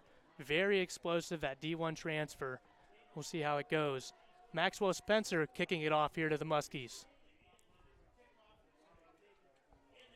And he's going to take it at about the 15 and make his way to the 32-yard line to set up this Muskie offense here. Nice return there to get them out past the 25. And that one did actually go to Gore, takes it right up the gut, about a 20-yard return, got it at the 10, 15-yard line. Muskies start with the ball on the 31-yard line. Now we're really excited to see how Garrett looks in this new offense, I think this offense is going to fit him a little bit more than offenses in the past. Just with his personnel and how he likes to play, I think the spread will really do him well.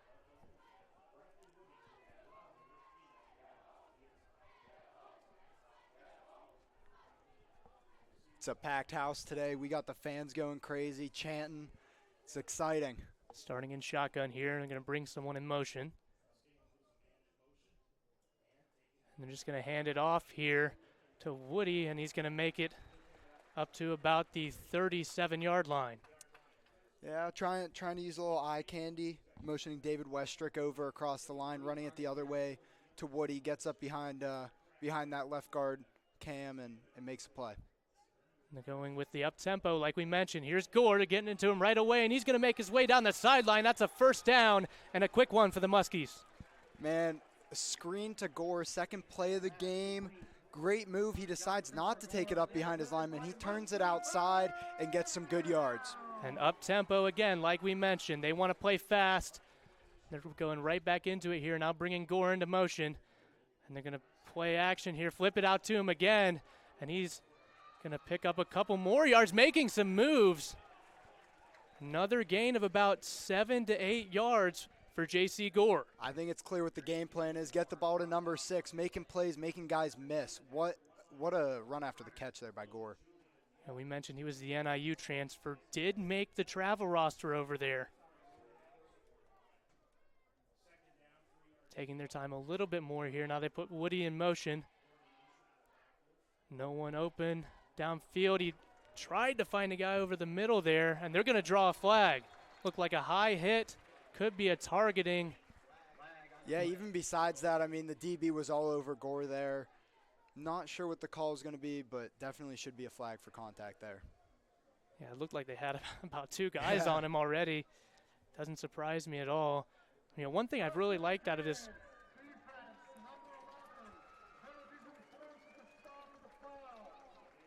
Yeah, that'll be from the spot of the foul, putting the Muskies in really good position here to put some points on the board early on their first drive. Agreed, and I think that play showed a little bit of what we're going to see this season. Everyone's covered.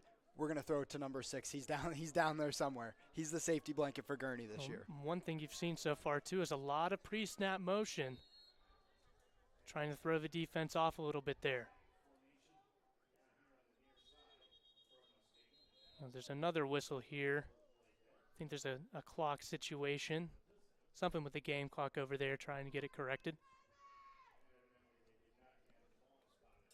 Yeah, this is exactly what we thought we'd see. Yeah, just a game clock correction there. But this is exactly what we thought we'd see so far with the Muskie offense. Up-tempo, trying to just get to the line of scrimmage and snap the ball as quick as they can. Absolutely, and being able to go up-tempo with motions, that throws the defense off. It's going to be another run here to Woody. This time he's going to be stopped right at the line of scrimmage. Nice play there. That's their star, Luke Fortcamp, linebacker, coming off the edge, just making a play behind the line of scrimmage. And the fascinating part about him is he also led the team in interceptions as well as a linebacker last season. Another motion here. That time he's brought down near the line of scrimmage again. That was Westrick there with the reception. It's going to bring up the first third down of the drive thus far. Clever play design, motioning Woody out, trying to confuse the defense on where he's going, but defense stayed disciplined there. Now the tight end Grant Wright lined out outside the numbers there. Trying to get a hard count, and then, it's a snap that wasn't expected.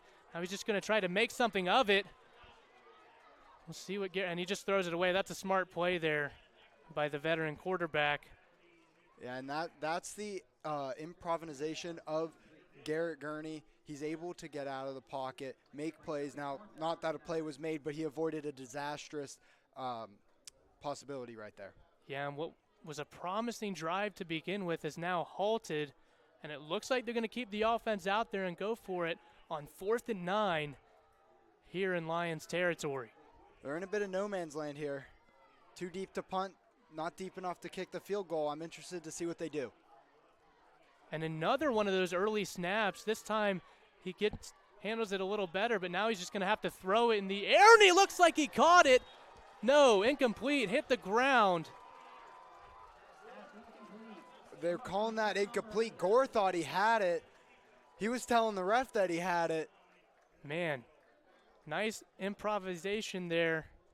Almost had it there, but couldn't quite come up with it, and that's going to be a turnover on downs. Tough end to a really promising drive for the Muskies. Yeah, 2 unexpected snaps in a row. Hopefully Gurney and Logan Crozier can figure that out. Now Jackson Schreiber's going to take over for the Lions. This is his first year starting for the offense. And it's going to be a handoff, and it's going to go nowhere fast. A lot of Muskie defenders in there to stop him behind the line. Just a beautiful play by the Muskie defense. I think the Lions are starting slow with Schreiber. First season starting. They're going to hand the ball off there. Maybe they'll let one loose soon. Stephen Napier had the carry. He's going to replace some shoes from last year. The previous running back for the team was 3rd in rushing in the conference, the HCAC. Looking to pass here on the second play, and he's pressured, now rolling out to the right, trying to find someone downfield. He's covered, but they're going to call a flag, or throw a flag, excuse me. I think that's going to be pass interference on the defense there, just a little bit too much contact. I don't know. What do you think there, Adam? Yeah, that's Marcellus, the safety right there. He wasn't even looking for the ball. Both hands on the wide receiver. Didn't turn the head, didn't try to make a play on the ball, held him down. That's a pass interference any day of the week. Now what could have been a good start to the drive for the Muskie defense, it's going to end up being a pass interference and an automatic first down for the Lions, now putting them in a good position. The Lions, they take a little bit more time. You know, they're not necessarily a huddle team, but they're also not trying to go up tempo necessarily. It's interesting to see the two dynamics of both teams.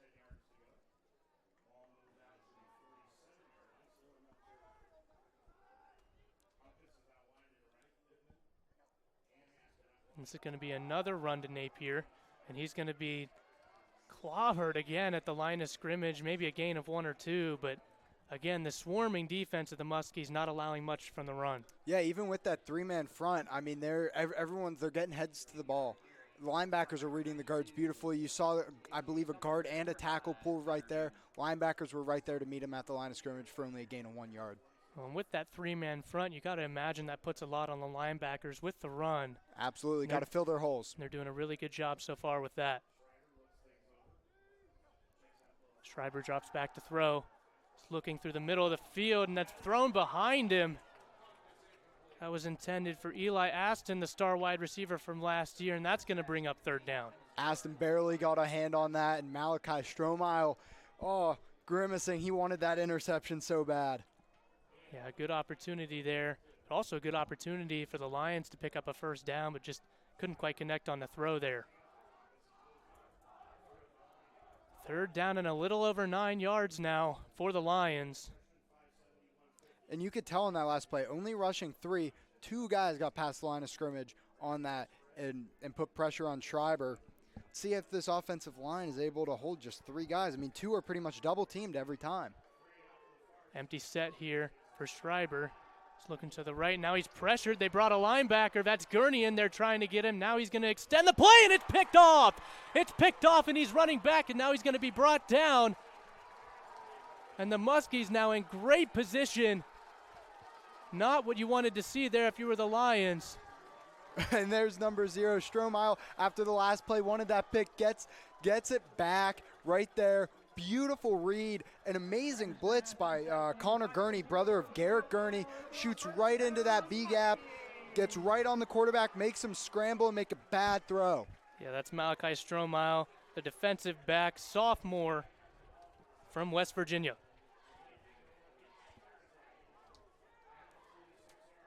Now let's see what Gurney can do here in the empty set.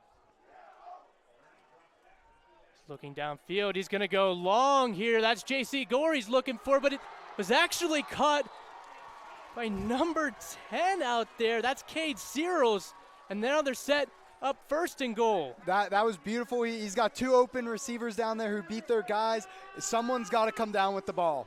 Really nice throw there by Gurney. Really, either wide receiver could have caught it. Yeah, and he's going to tell coach that's the guy he was throwing to. Right. Now first and goal on the 6 for the Muskies. It's going to be a read option here. Gurney's just going to try to power his way into the end zone. And a productive first and goal play gets him to about 3 yards to go. Couldn't even tell that was a read option. I think that might have just been a quarterback draw right there with the play action fake, and able to get some yards, get him to the 3-yard line. Yeah, I think you're right. It looked a little different than what a read option would be. 2 wide receivers set on the goal line. They're just going to flip it, and it looks like he's trying to get to the end. That was Westrick that got the flip. Not quite able to get there. Couple yards closer now, 3rd and goal with 2 to go. That was a good play on the defense to track him down. Westrick tried to turn the corner, couldn't quite get there.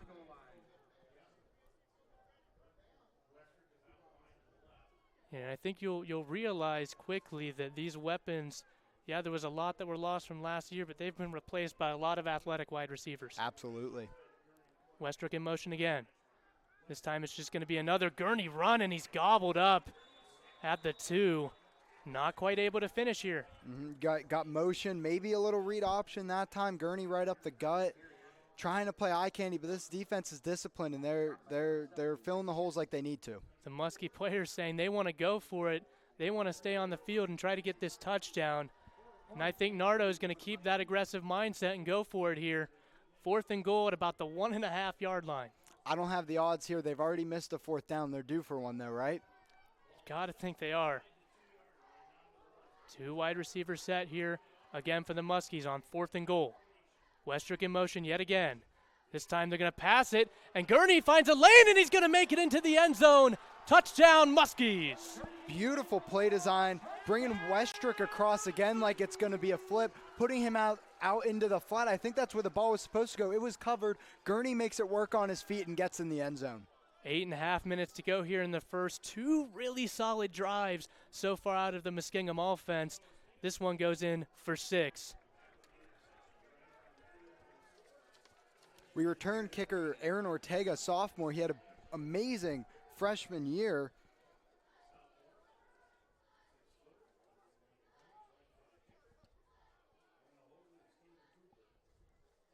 And the extra point is up and good.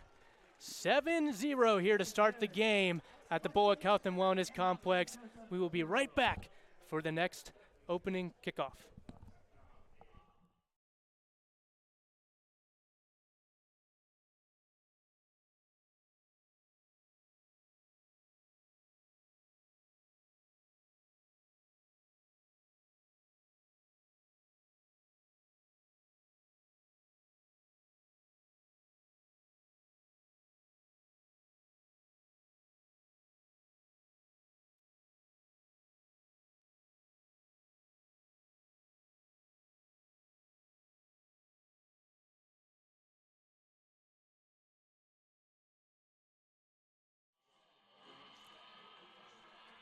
We are back here by the pond at the Bullock Health and Wellness Complex. 7-0 Muskingum after an interception that led to a touchdown drive. Now they're going to kick it off here and try to play solid defense again. That's Aaron Ortega, the sophomore. He is from El Paso, Texas.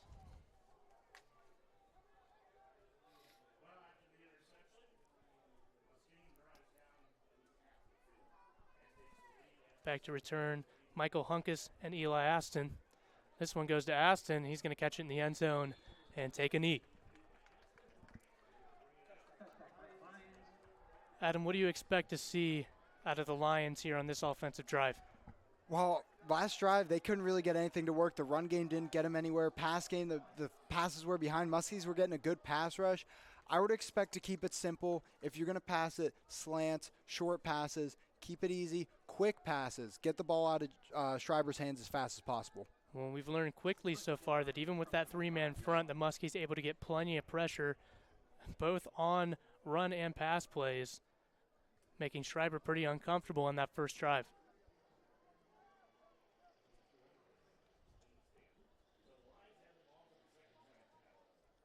In motion, it's going to be a run here, and he's brought down just shortly after getting it. What a play there. Yeah, they ran that one to the outside, tried to take away the D line from that, but the linebackers just filling their gaps and playing like they need to. A big hit there, too. It was Devin Roebuck, brother, starting wide receiver last year. He's making his first start this year. Just throw a quick out here, trying to get Aston involved. And that's going to be a gain of about 5 or 6 to bring up 3rd and 2.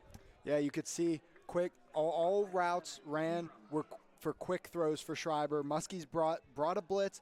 Schreiber got the ball out on time. That was a good play. With the amount of DBs they have in the backfield, you got to think they're trying to take away any sort of long pass. Absolutely. Running a 3-high safety look, they're essentially trying to take away that deep ball, and that's exactly what they need when you go up against a guy like Eli Aston. Aston now motioning out of the backfield.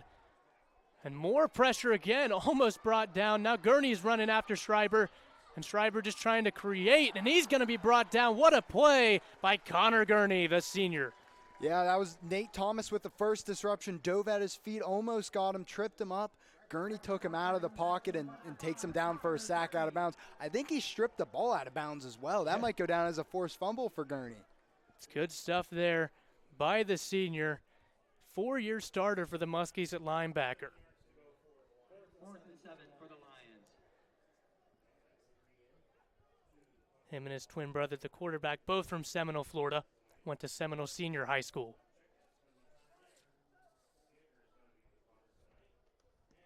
And the punt looks like it didn't go very far, and the Muskies again will be set up in good field position on their own 46.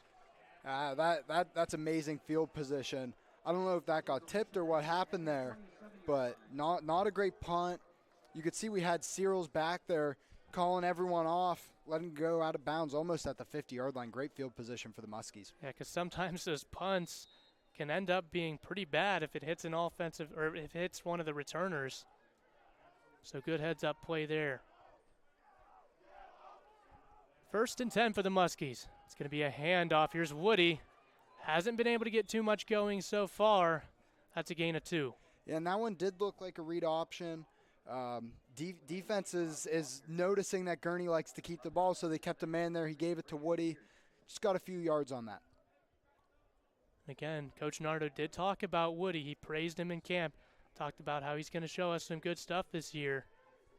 They're trying to get him the ball quite a bit here early. That one's going to be an RPO here out to the right side. Gain of about 4. Yeah, and there's another screenplay. That's the 2nd or 3rd one we've seen already in this game. I think Nardo likes the look of that, getting the linemen out to block linebackers and DBs. It creates favorable matchups. 3rd and about 5 here for Muskingum.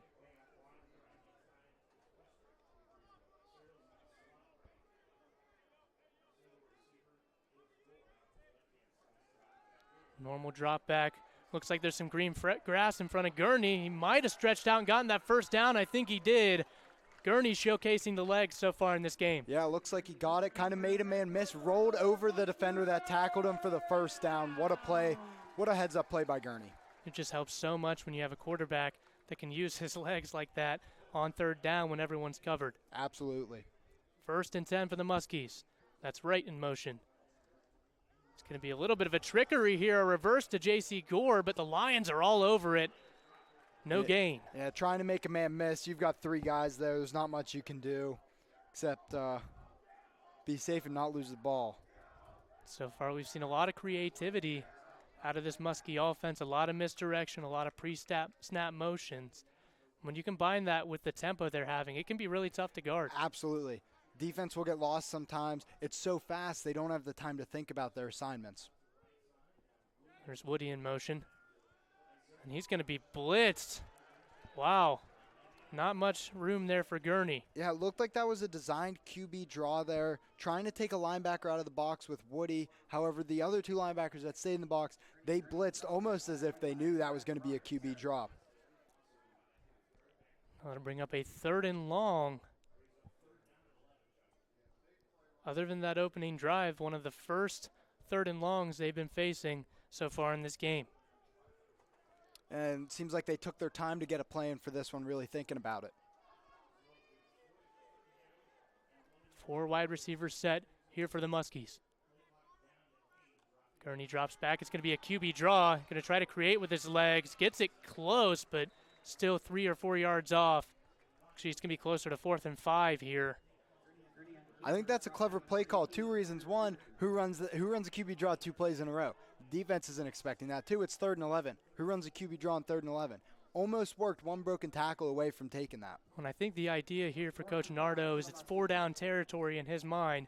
Pick up 5 here, pick up 5 on the next play. Yes. Gurney dropping back. Oh, and Woody was out there in the flat, almost running sort of a wheel route there, but nowhere else to go to. He wasn't looking for it. Yeah, it didn't seem like Woody got his head around, wasn't expecting the ball that early. Gurney had to get it out. And unfortunate play on 4th down, again in no man's land, so they have to go for it. Gives good field positioning to Mount St. Joseph. Coach Nardo really aggressive so far in the game here. Haven't seen a single punt or even a thought of a punt so far in this one, and it's been fun to watch. Yeah, I think it makes for good football, and it makes for a better team as well. When they're as aggressive and they get confident in themselves, I think that'll turn into good results. Now another pressure there by Gurney. Schreiner rips him off that time, and he's able to connect with Ashton. And that's going to be close to a 1st down. Looks like it'll be 2nd and 1. Yeah, good heads-up play there by Schreiber. Gurney able to blitz off the edge, untouched. Schreiber gets out of the pocket. Good play. A little bit up-tempo here by the Lions now. Another out route. That one's going to be good on the sideline. That's Michael Hunkus for the 1st down, and the Lions here on the opposite side of the 50. Yeah, quick pass there. Get Schreiber's confidence up. See if they can get the ball rolling. Looks like they continue to go up-tempo here, trying to put some pressure on that Muskie defense. Schreiber now play-action pass. He's looking downfield, no one to go to, just checks it down. It's going to be another gain of about 6 or 7 yards there. That's Eli LaFranche. Yeah, middle of the field left wide open. It looks like Gurney might have been on a bit of a QB spy there. He was inching up towards the line of scrimmage, not really blitzing, and that left the middle of the field open for LaFranche. Well, and he had pretty good protection there that time. He's able to just drop it down. Smart play by Schreiber. Now another pass here. And again, Hunkus catching the ball, moving the chains. Yeah, that's a good play call. Just a quick slant, but you've got all those linebackers blitzing. It leaves that open and just one-on-one with the DB. More up-tempo here for the Lions. They're really rolling for the first time today. He's looking downfield. Hunkus is open. He's going to make a nice move and halts into the end zone. Touchdown, Lions. Yeah, good play design. You could see the Muskies were in zone there. A little stop and go, I believe, on the outside. Gets the first DB to stay low. Safety doesn't come over quite in time, and that leaves a little pocket for Hunkus to be available. With the field goal here, they'll be tying it up. A lot of offense so far in this game. That was a beautiful move by Hunkus to get into the end zone, making the safety miss. And a good ball by Schreiber as well. Absolutely. That's gotta put his confidence through the roof. After that first interception, especially. And the field goal is up and good. It's Maxwell Spencer. And we got a ball game on our hands, folks, here with just a minute 57 left in the first quarter. 7-7. We'll be right back here on the Muskie Sports Network, Flow Sports.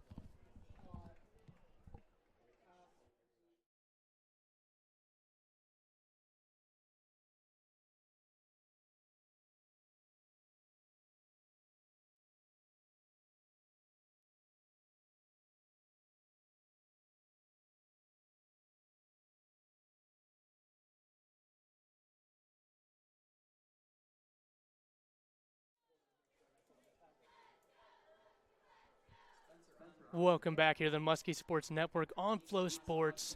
7-7 game. Muskingum versus Mount St. Joe. It's been an offensive affair so far in this game. 2 touchdowns pretty early. Has been an offensive affair, but two missed 4th down conversions by the Muskies lead to good field position for the Lions.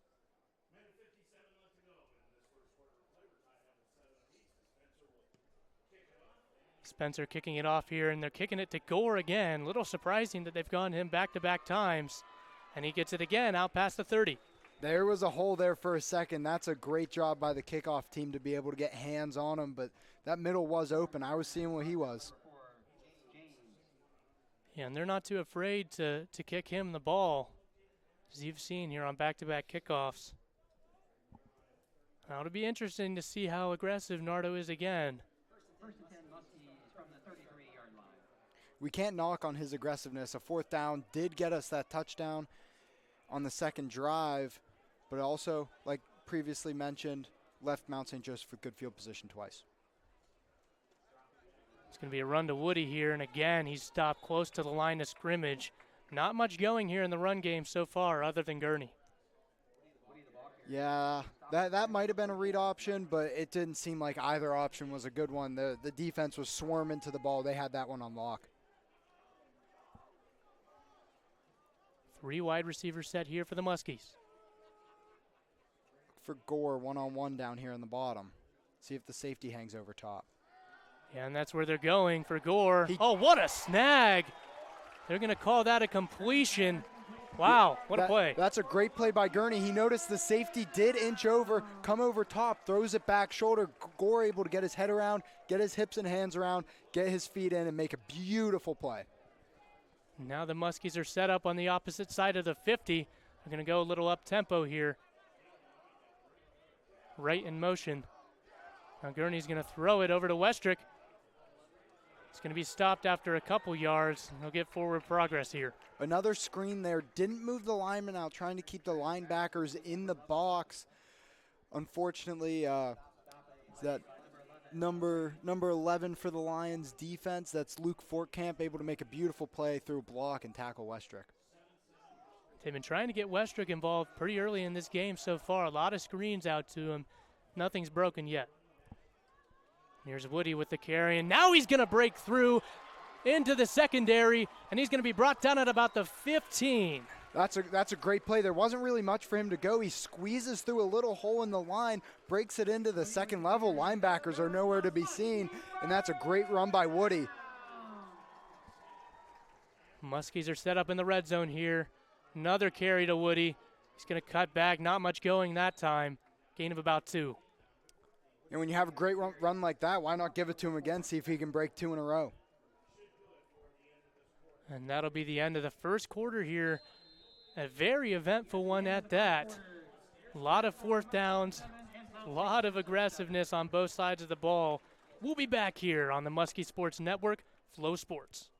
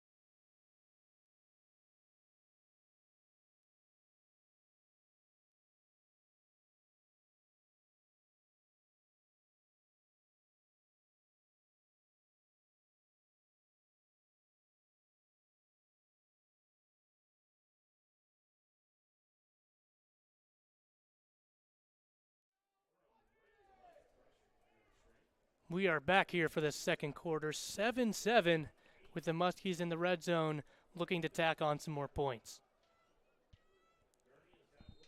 3 wide receivers out to the left here for this red zone snap. It's going to snap it. Look to the left side. It's going to be dropped.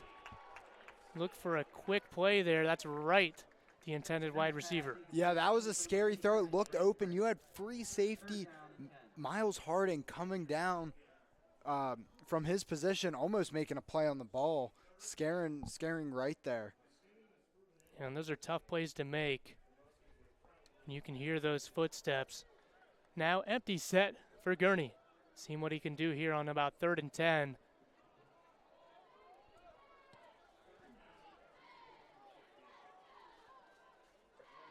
It's going to be another draw here, and he looks like he has some space trying to get to the line. He does.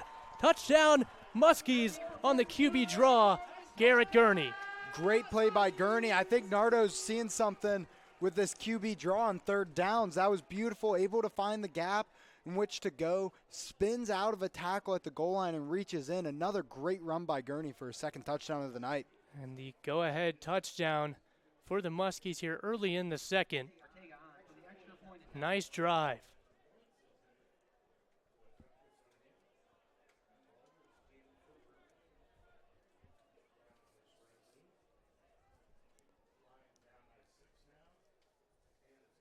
And the extra point by Ortega is up and good. 14-7 Muskies here early in the 2nd quarter. We will be right back for the kickoff. 14:50 to go.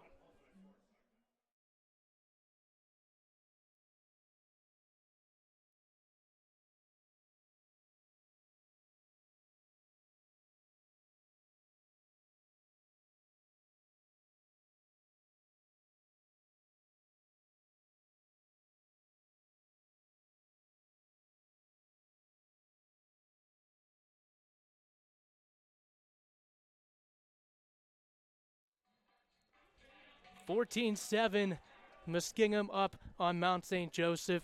Another 3rd down quarterback draw for Garrett. Yeah, and that QB draw seems to be Nardo's go-to so far today for Gurney.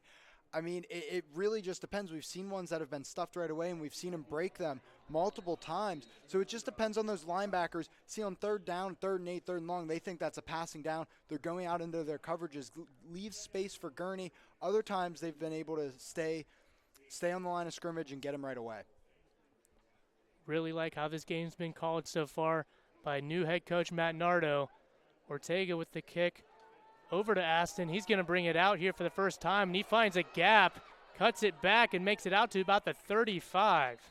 Yeah, that's a great return, getting it deep into their zone and really bringing it out. That's about a 30-yard return at least, making guys miss. Going all over the place by Aston. As we know, he's dangerous. He's a weapon for this Lions team. That's the best kickoff return we've seen so far today. Setting the Lions up. 3 wide receiver set here for the Lions. And again, good field position for the Lions. In motion, it's going to be a run here, and he's brought down behind the line.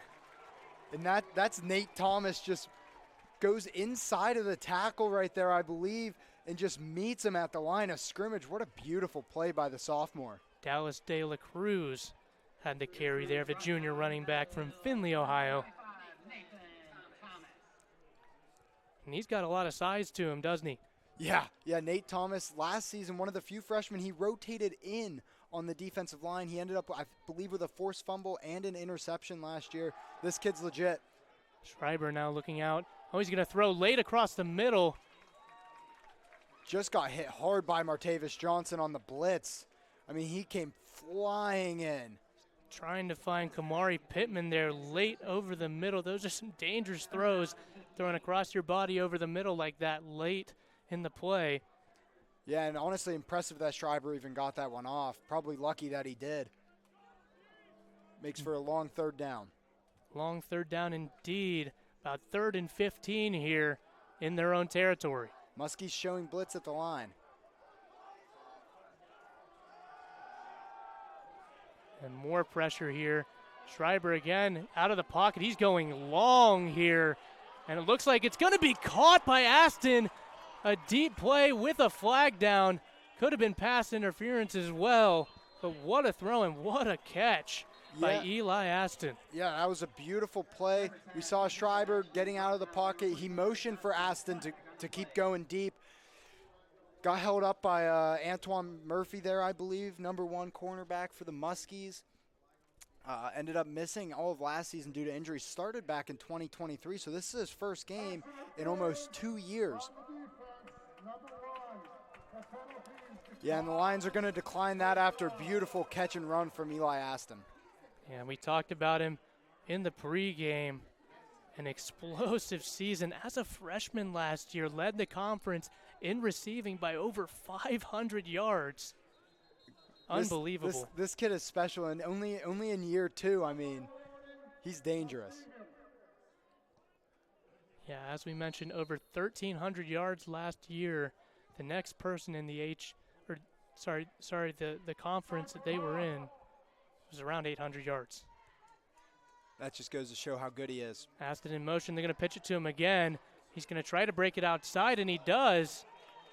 Another gain for Eli Aston. Yeah, Muskies barely get a hand on him. If they don't, he might take that. But it seems like the Lions' game plan is get number 1 the ball. Get number 1 the ball indeed. It's going to be about 2nd and 5 here.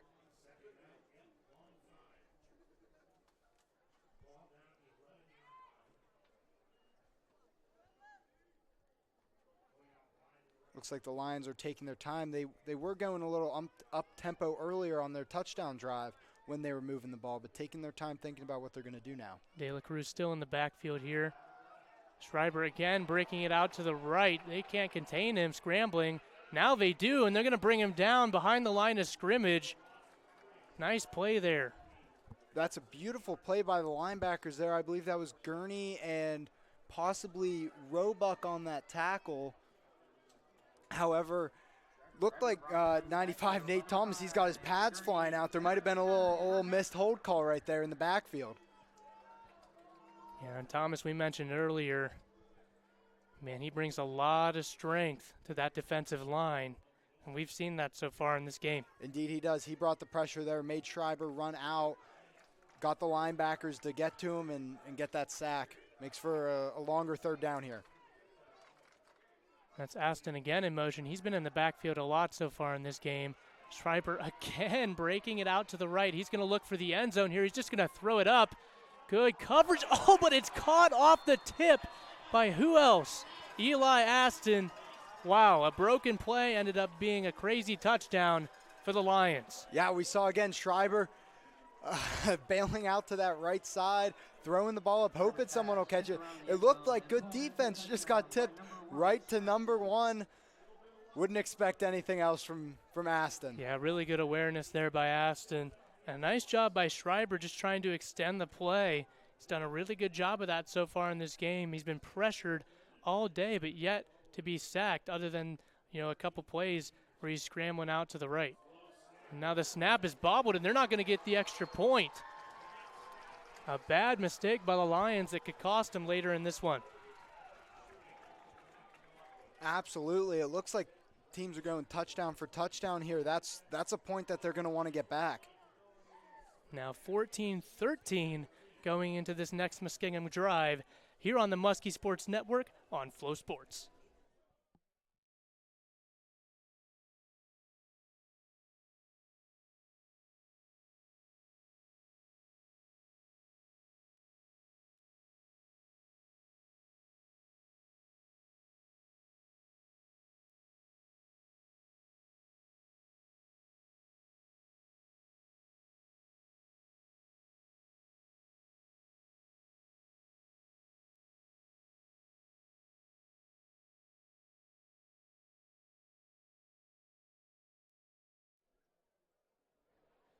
We are back here on the Muskie Sports Network. Both kicks thus far from the Lions have gone to J.C. Gore. Riley Woody's back there as well. We'll see where this one goes. I have a feeling if Gore gets this one, he's been closer and closer to breaking one. He's getting in the field for it. Feel like he's due for one. This one, again, to Gore. Catches it pretty far up the line, and he's breaking it outside. Trying to cut it back out to the 51-yard line. J.C. Gore, Adam, you mentioned he might break one off. There he did. That's a great play. I mean, 3rd time's the charm, but Gore just getting in the field for those kick returns. I think once he started feeling it, he was able to figure out where the holes were and where he should be going with how the block's set up. Amazing. Whenever you're able to break a kickoff to the outside like that around the 20, 30-yard line, you normally expect good results, and they're taking it out to the 50-yard line. Amazing field position for the Muskies. Muskies again starting in really good field position. Both drives have ended up pretty well when they've had that. It's going to be a keeper here for Gurney, and he powers his way to about the 42-yard line of the Lions. Yeah, and that's not a read option. That was a designed fake handoff, get Woody out to block the end, and just QB power right up the gut. Good play call. Seems like we've seen that quite a bit here. Gurney getting a lot of carries in this first half. 3 wide receiver set here. It's going to be a handoff for Woody. He's going to pick up a couple yards, get closer and closer to that first down. Good vision by Woody. He cuts it back up behind the line. It looked like he had a lot of room. Just had a linebacker coming off the edge, making a great play. Makes for a much more manageable third down. 2 tight ends set here on third down. Got Wright and Whitaker in the game. Looks like they're just going to line it up and sneak it here, and they're going to get it. Taking a play from the Eagles playbook, a little tush push. Woody right behind Gurney, takes it up for 3 yards. I mean, Gurney's hard to tackle by himself. You got a running back up behind him. Certainly executed it very well there. And the Muskies again on a nice little drive here. See if they can string together a few plays with some up-tempo, get this defense tired. 10.5 minutes to go here in the second quarter. Gurney making sure everyone is set. He's going to snap the ball, little play action here. He's looking downfield, now breaking his way out to the left. No one to go to. He's going to throw it with his left hand, get it out of bounds. Dare I say that was a little Mahomey, Wyatt, taking it out to the left side. He noticed if he brought it up with his right hand, that was number 44 on the defense, Derek Rack. He was going to hit that out. Great play to switch it to the left, throw it out of bounds, not lose any yards or the football. It's the second time we've seen him throw it away with his left hand, too. You got to imagine that makes Coach Nardo a little nervous there on the sideline. Absolutely, but I also think it shows Gurney's composure within the pocket. He had good feet. He wasn't frantic. He only ran when he had to and was able to make the play. It's going to be another run here, this time for Woody. Powers his way 5 to 6 yards. He's a really good physical runner. He is, and he's patient, too. He waits, he finds the holes, and he hits them hard.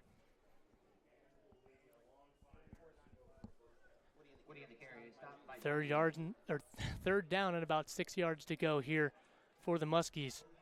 Do we see another QB draw? I'm interested to find out here. He's making sure everyone's set, ready to go.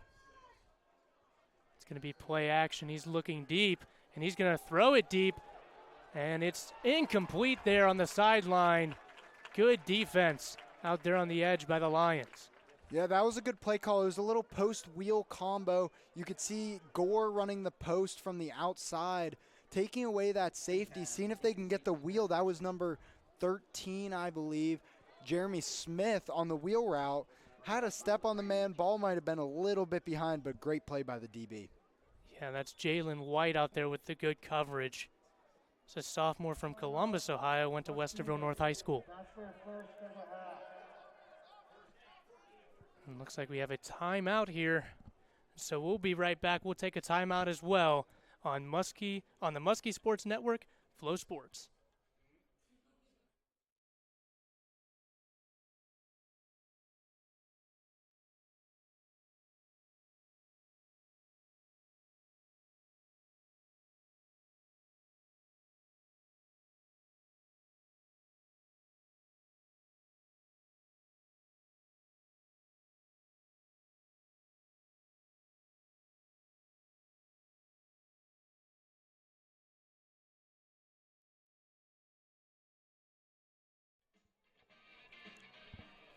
Muskies take their first charge timeout of the half. And it looks like they're going for it here. Doesn't surprise me. Yet again, I love the aggressive nature from Coach Nardo that he's bringing to this first game. Yeah, I think Nardo just wanted to talk it over with his offense. You know, they've missed their last 2 fourth-down conversions that weren't the touchdown on the second drive. Right around this area, seeing how they feel picking out a good play. Looks like Gurney's going to try to make a change here. Reading the defense, I think he sees something. Ball is snapped. He's looking for Westrick out there on the right side. It's over his head. And that's another turnover on downs here for Muskingum.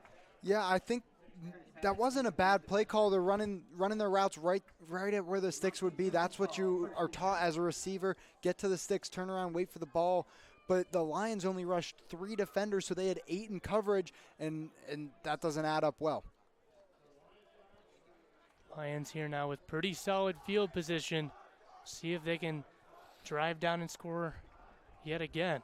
Yeah, it seems like Mount St. Joseph is in the same spot after all these failed 4th down conversions by the Muskies.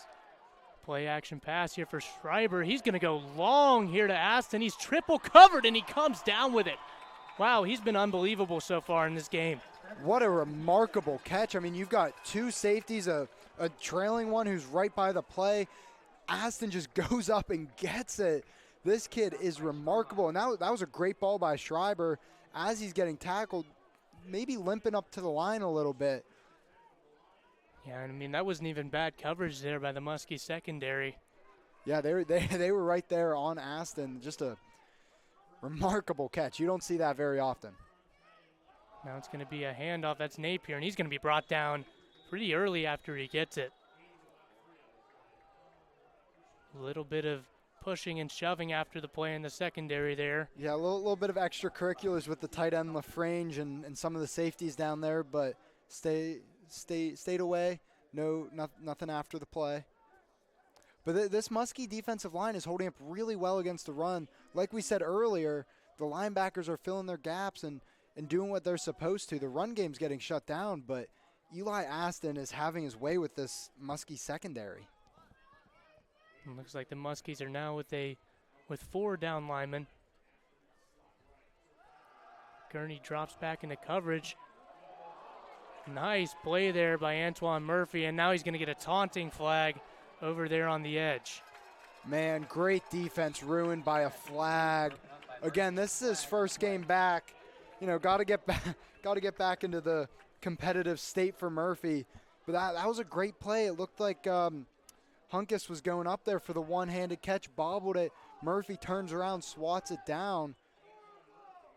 Textbook play there for a DB, but the after-the-play antics, that's not what you want to see as a coach. Yeah, especially after, making a nice stop there.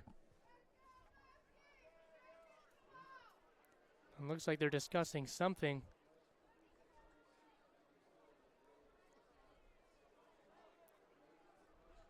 Unsportsmanlike conduct. Number 1, dead ball after the play, half the distance from the goal line. That's number 1's first unsportsmanlike conduct. Yeah, and that will be an unsportsmanlike conduct penalty there on Antoine Murphy.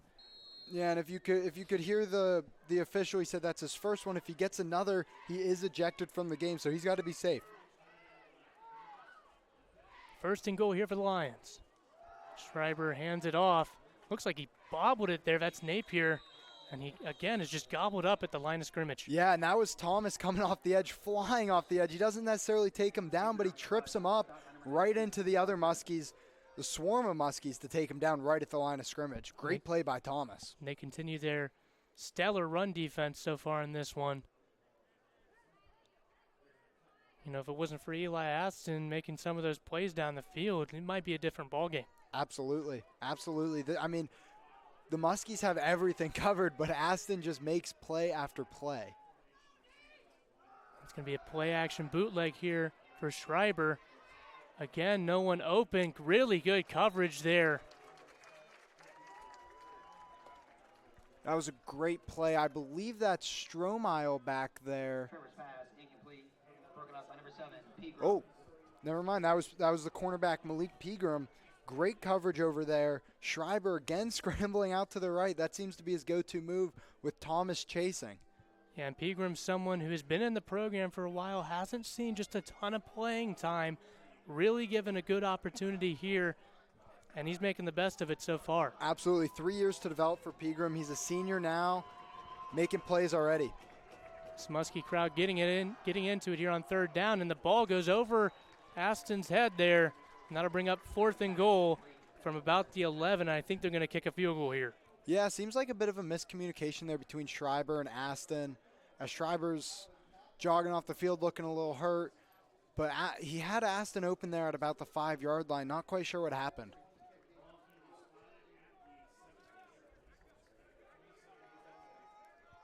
Spencer will try the field goal here.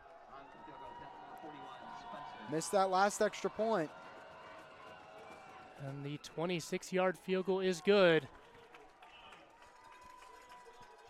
And it is 14-16 here with 7 minutes to go in the first half of this game. It's been a fun one so far. We'll be right back on the Muskie Sports Network on Flow Sports.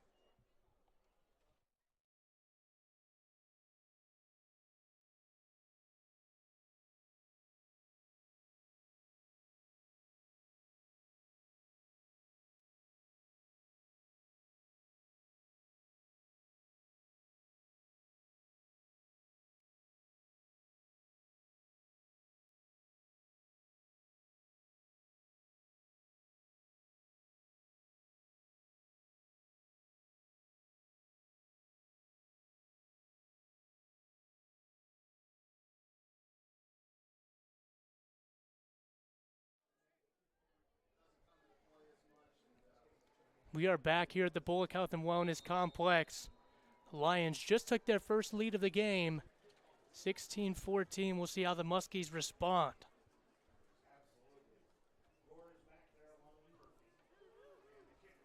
And a good kick again to J.C. Gore. He's going to bring it out. And this time he's stopped at about the 25. Nice job there by the kick team.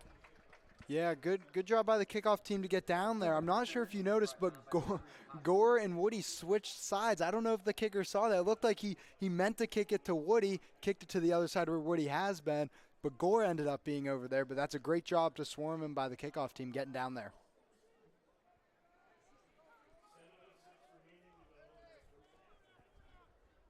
Now 1st and 10 for the Muskies. We'll see what they can do here. Ball is snapped. It's another handoff here to Woody. He gains about a yard or two out to the right. Yeah, they've been running that sweep to Woody. It hasn't seemed like the offensive line has been able to get out around enough, get the linebackers and edges blocked, sealed off for Woody to break one free on those sweeps. You know, he's someone didn't see the field much last year. He's definitely showcasing so far in this one. Here's a screen play to Gore. Nowhere to go. Now he's running all over the backfield, and then he breaks one to the left. What a play by Gore. Made something out of nothing there on the left side. Yeah, when you think the play is broken, J.C. Gore keeps it going. He brings it all the way around, almost back to where the quarterback was, turns it back outside. Everyone was flushed inside, and he had a clear lane for about a 15, 20-yard gain. Showcasing his speed out there on the left side as well. And he can be pretty explosive when he gets the ball. 1st and 10 for the Muskies. Another run here for Woody. Nice cut. And just, again, you know, picking up, it's been positive. You know, even though he hasn't broken a lot of runs, seems like he's gaining 3-4 yards every single time he touches the ball. Absolutely, and I think Nardo wants to keep giving him the ball. He had that one that he broke, almost broke one there. Great play. Those outside runs where he's able to cut it inside have been working for him. Another carry for Woody, and he gets close to the first down. Yeah, just been consistent. He found the gap there, just got a hand from each lineman on him, but he found the gap, pushed through for a good gain. If you run that a few more times, he's bound to break one, and I think that's the exact mindset that Coach Nardo has right now. He's been really impressive so far in this game. Like I mentioned, didn't see the field, you know, last week until week 7.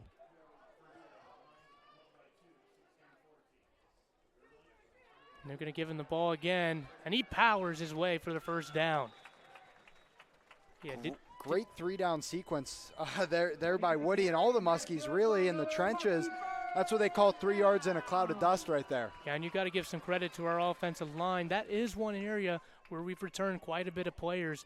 3 returners that are starters, and then returning another guy in Joey Brown, who's played a lot of minutes here for the Muskies. Absolutely, that's huge. It provides protection for Gurney as he's still working with his new weapons, and a great run blocking scheme.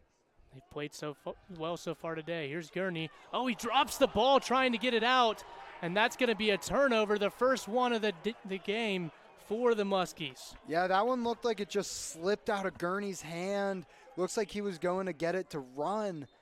I don't even think a defender got a hand on that. It just slipped out. Just very, very unfortunate for Gurney. First and 10, Mount St. Joe. I think they're trying to talk it over to see if it was a fumble or a pass.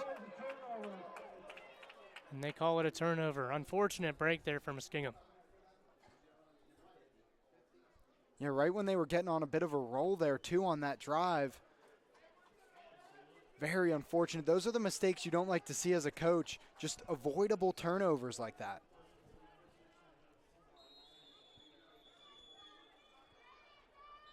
There's going to be a timeout for Muskingum, their second charge of the half. We'll take a timeout as well here on the Muskie Sports Network.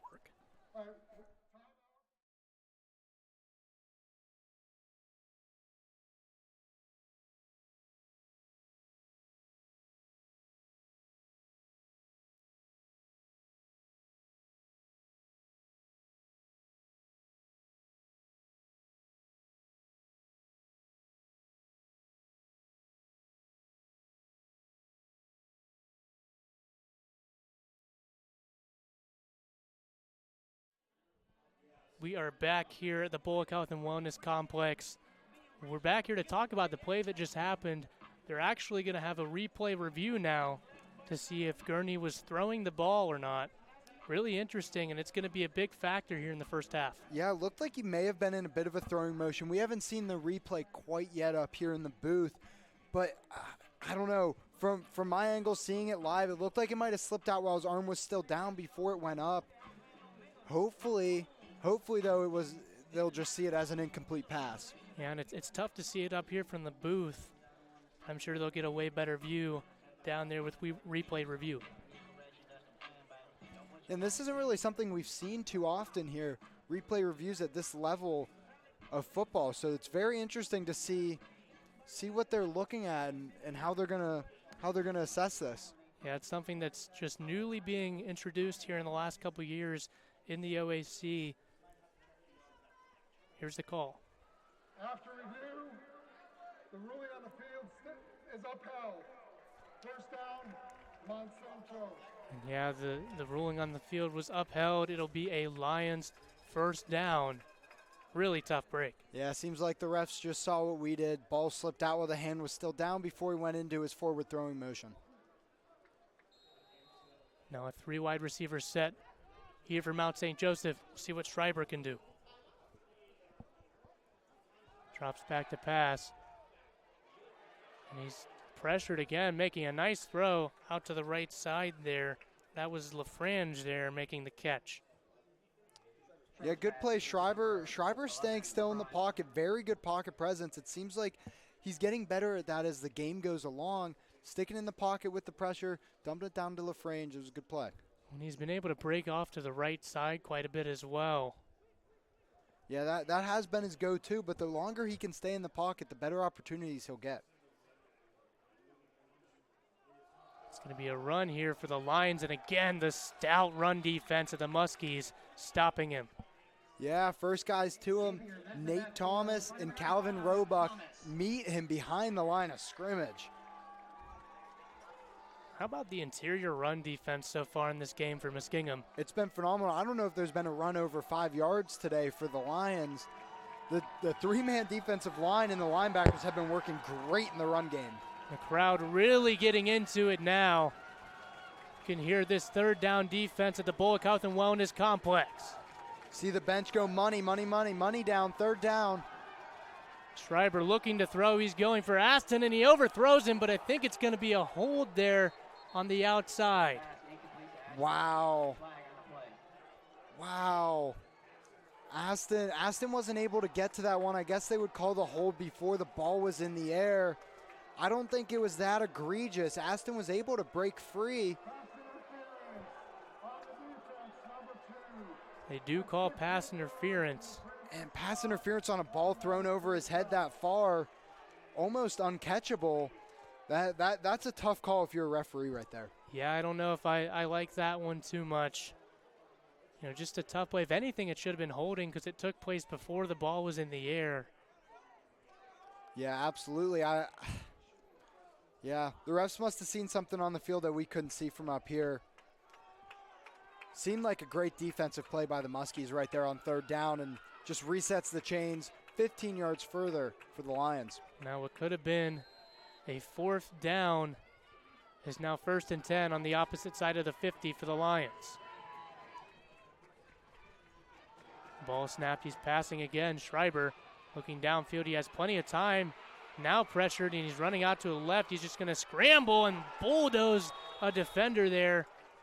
Nice job by Pegram getting in there, making contact, stopping him at the line. Yeah, that was a good play by Schreiber, taking out to the left this time. We haven't really seen him go out that way. It lowers the shoulder. He's a big guy. He's very physical. He's listed at 6'1", 190, looking like a big boy out there with that truck, able to just pick up 1 yard.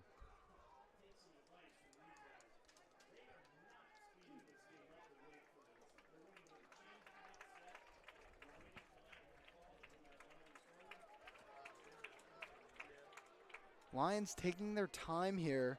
We've seen before once they get into a good groove, they'll go tempo. Seems like they're letting the clock go a little bit. See if they can milk it, maybe get a score, go up 2 scores before halftime. Yeah, with just a little over 2.5 minutes here to go in the half, I can imagine they're trying to get the last score. Schreiber, empty backfield here, has time again to throw it, and he's going to find someone in the middle. That looks like it's going to be another 1st down. It's Patrick Connor there with the reception in the middle of the field. Yeah, that was a good read there by Schreiber. It was a little trio set off on the right side, 2 DBs and a linebacker. Got the linebacker moving out to the right with his eyes, threw it inside. Great hit by Strohmeyer from the safety position. Nonetheless, got a 1st down. Empty set again for Schreiber. Now pressure from that left side. He breaks free, trying to extend the play again, and he does, making a completion and another 1st down there. And that's Pittman with yet another reception. How about Schreiber so far in this game? He's really been extending plays. Yeah, being able to get outside the pocket and make throws like that is just remarkable. You saw Thomas come in with the pressure again, gets hands on him. Schreiber breaks the tackle, breaks it out again to the left. It makes a beautiful throw downfield. And a timeout. So we will step aside here for about a minute, and we'll be back on the Muskie Sports Network.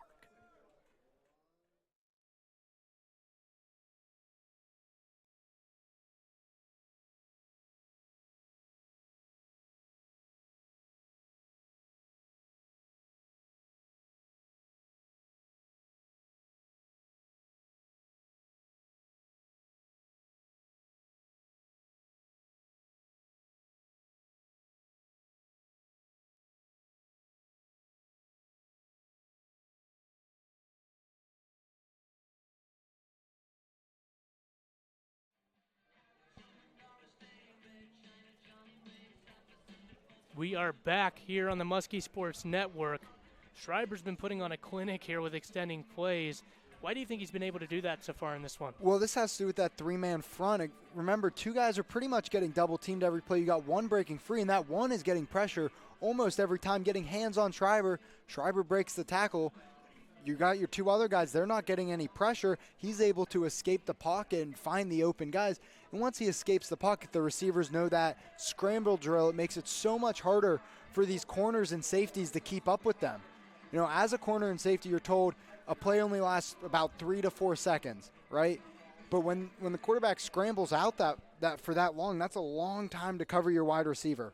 I think we got to give some credit to Schreiber and those wide receivers being able to execute that scramble drill at such a high rate so far in this game. Absolutely. Schreiber's not been easy to take down. Schreiber all alone in the backfield here again. He's looking for just a short play here on the right side. He's going to complete it. Not much after that. Yeah, it looks like he might have caught it with a knee down, unless the refs think that he got it up before, I guess. Get a couple extra yards. Just a simple button hook, 5-yard hook route right in the middle. Now 2nd and 5. Sorry, 2nd and 4 here for the Lions. And they've been empty set almost exclusively on this drive. In motion now, and he's going to find wide open Aston. And if that's a better throw, he's probably walking into the end zone. Yeah, well, that was a designed safety blitz. That was Strohmeyer, number 0, coming in on the blitz on Schreiber, gets his hands up. That's what leaves Aston open, but that's also what made the throw a little behind him and making him go down to get it.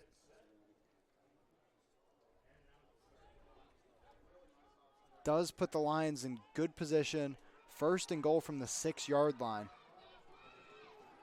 It looks like a little wildcat with Aston in the backfield. Napier's also with him. They're just going to snap it to him, and he's going to try to waltz into the end zone here. Brought down with about 2 yards to go until they reach pay dirt. And I don't know if you saw that, but that was a bad snap. A one-handed catch from Aston with the right hand. Takes it out to the right. Gets a block from the receiver. Picks up a few yards on that play. And now a timeout for Mount St. Joseph.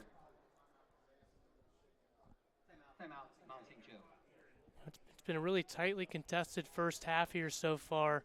What do you think is going to be the difference here in the second half? Ooh, I think it's going to be those 4th down conversions for the Muskies. That's been their weakness right now. Again, their first touchdown came on a 4th down conversion from about the 2-yard line, but 3 missed 4th down conversions a little bit into Mount St. Joseph's zone territory, giving Mount St. Joseph good field position for their drives, which have set them up for for more points. And I also think maybe containing Schreiber a little bit is going to be big here in the second half. We'll surely talk more about that at halftime. I'm sure a stand here at the goal line would surely help moving into halftime, giving them some momentum. Absolutely, that would give the Muskies a lot of momentum. And remember, the Lions get the kickoff in the second half because the Muskies elected to receive after winning the coin flip.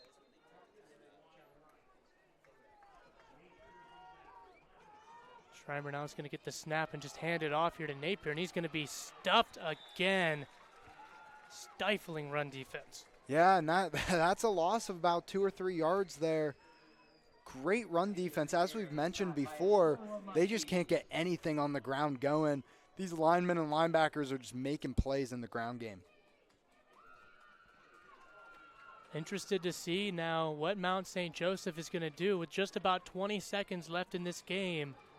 And will they play it conservative and kick a field goal if they don't get it here? Looking into the end zone, and it's caught, and it's going to be a touchdown for Mount St. Joseph. And I believe that's Hunkus right there. Little out route, gets a step on the DB. That's a tough throw for a quarterback, but Schreiber able to place it right in the breadbasket where the DB can't get it. It's a great play by the Lions. Michael Hunkus went to Hilliard Bradley, Hilliard, Ohio. He's had a good game so far. That's the 2nd touchdown of the game. And the field goal, or not the field goal, the extra point, is good for Spencer. Making it a 2-possession game here for the Muskies. Tough break to give up a touchdown right before the half. Yeah, well, we'll see on the kickoff. They might squib it to get the time gone, but if Gore can get his hands on the ball, you never know what can happen in these last 9 seconds on the kickoff.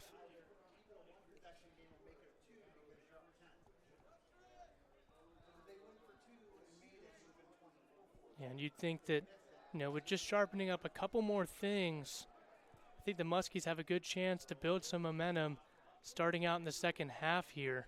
Absolutely, and I think it starts with the defense. The offense has been on, besides the aggressiveness going for it on 4th down, but I think it starts with that, with the defense and containing Schreiber, keeping him in the pocket, not letting him make plays with his legs outside of the pocket.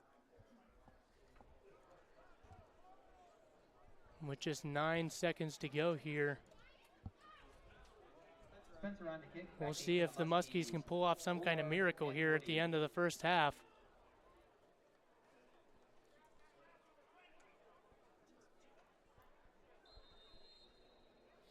Yeah, That's Gore and Woody back there again. Gore on the right side like he was last time, unlike the first two. They're going to squib it, but it will make its way back to Gore. Took a while for him to pick it up, and now he's just going to try to make something happen here on his own end. Still hasn't been brought down, but now there's a flag on the play.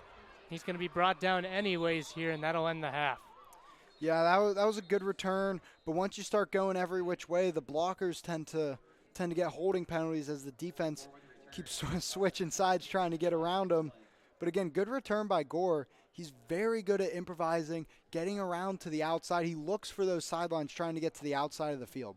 There are 2 blocks in the back on the play, both on the return team.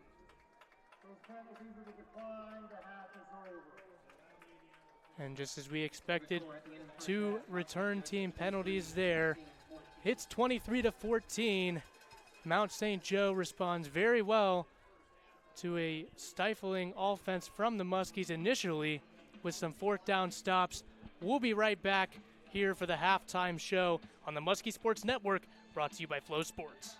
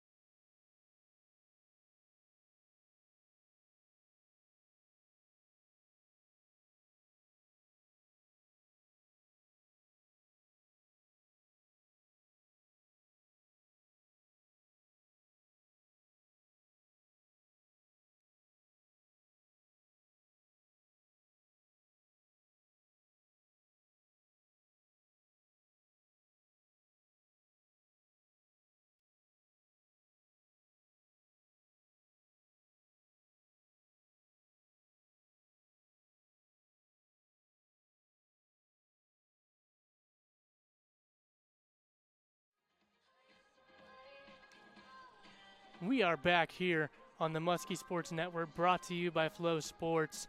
A tightly contested first half for like 3/4 of that first half. It got away from the Muskies a little bit here with Mount St. Joe, just executing a little better in certain areas.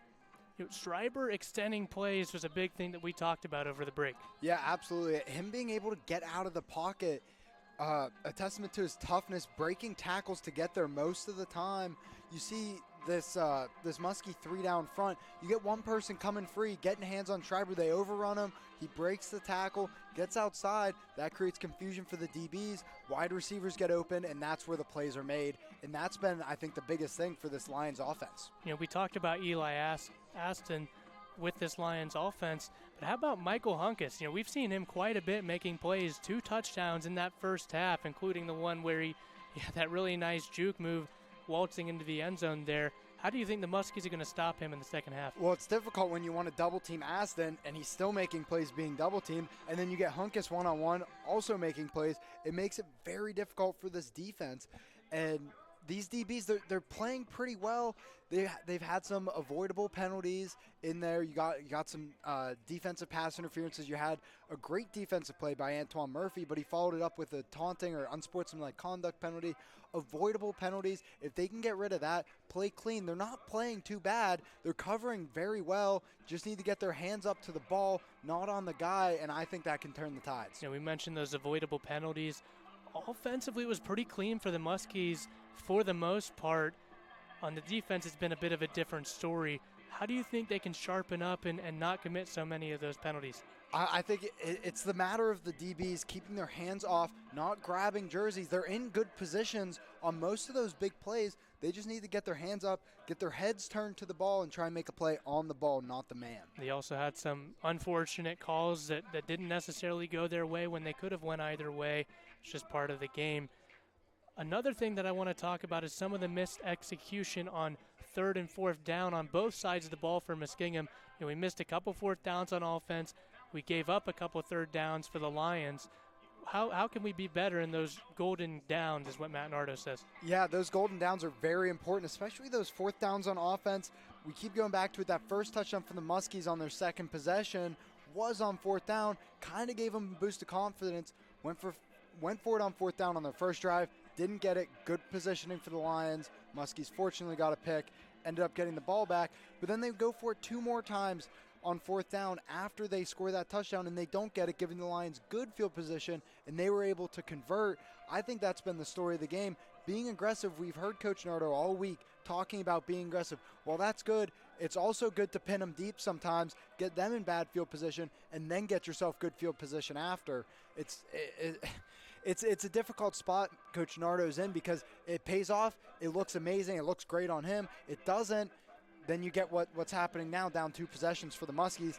Defensively, they haven't played 3rd downs too bad. We saw them get a really good stop, but refs called a pass interference on the defense. Little questionable maybe, but again, staying clean with the penalties and then just sticking to your assignments on defense on 3rd down. Do what you're taught. Don't try and do anything special. D-line needs to get to the quarterback. They need to break down in front of him. They're overrunning him, just getting a hand on him sometimes, and that's why Schreiber's able to get out of the pocket. If we can avoid that on 3rd downs, I think we'll be in a much better position. Murphy also had that unsportsmanlike conduct after that 3rd down stop there at the goal line. Ended up being a touchdown for the Lions. Just a couple of things to clean up, and I think the Muskies will be in good shape here at the Bullock Health and Wellness Complex. We will be right back after a couple commercials here for the rest of this halftime show. We look forward to seeing the second half here, seeing if the Muskies can bounce back on the Muskie Sports Network, brought to you by Flow Sports.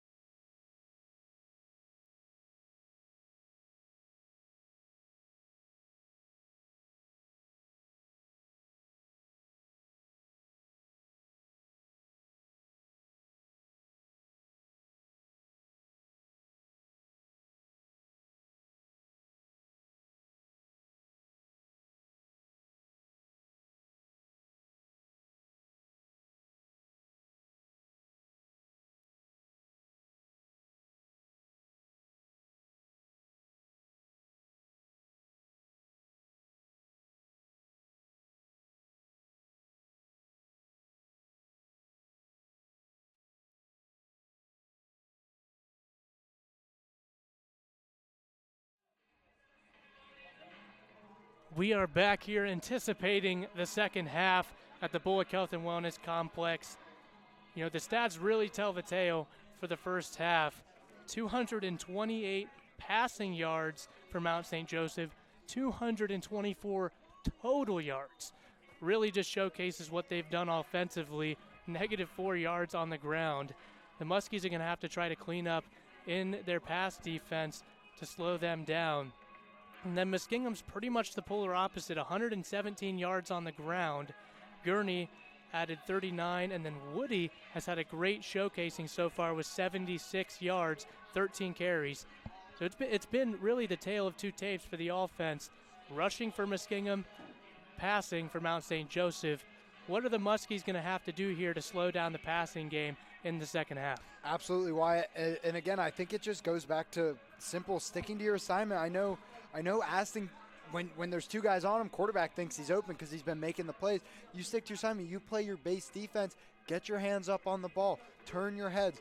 Those penalties, got to avoid those. Stick to your man.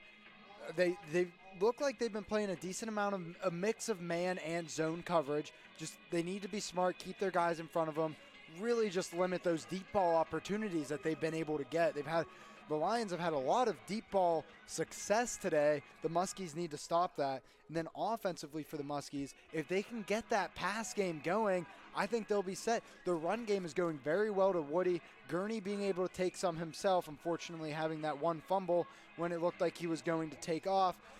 But they're able to get that pass game going, maybe spread the ball around, get the ball to Gore more on offense. That NIU transfer wide receiver number 6, I think that could be the road to success for this Muskie offense. Gurney 6 for 13 for 85 yards in the first half. Gore just 2 receptions, but they were pretty explosive receptions with 40 yards in that first half. And then it was Zeros as well with 2 receptions for 43 yards. You know, they have done a good job. Mount St. Joseph has done a good job of slowing down the passing offense of the Muskies. We'll see if they made adjustments and can get it going here in the second half. Is almost on its way. And remember, the Muskies won the coin toss, elected to receive in the first half. So now they're kicking off to the Lions, who already have a 2-possession lead. Let's hope we can get a quick defensive stop and get that ball back. The kick is on its way. It's going to be brought out by the 2-touchdown first half. Wide receiver, that's Michael Hunkus. Yeah, brings it out past the 25-yard line. It's a great tackle by the kickoff team. Didn't see who that was, but getting low, flipping him over, only letting him get a little bit past the 25-yard line. Now we will see how this Muskie defense fares against Schreiber, who's really been able to create. Yeah, let's see if they made any coaching adjustments, personnel adjustments. They might rush 4 more this half. Looks like they're in a 3-down front again. Well, it's snapped. It's going to be a handoff and a nice spin move there. Muskie's still able to group tackle and bring him down. That was De La Cruz. Yeah, and that looks like it was a gain of 3. Good run, good spin move. Would have been stopped right at the line. Lions still in negative rushing yard territory. Hoping to crawl out of that. Maybe let one loose for a big gain. Yeah, 1 more yard to go to get out of the negative territory. Second down.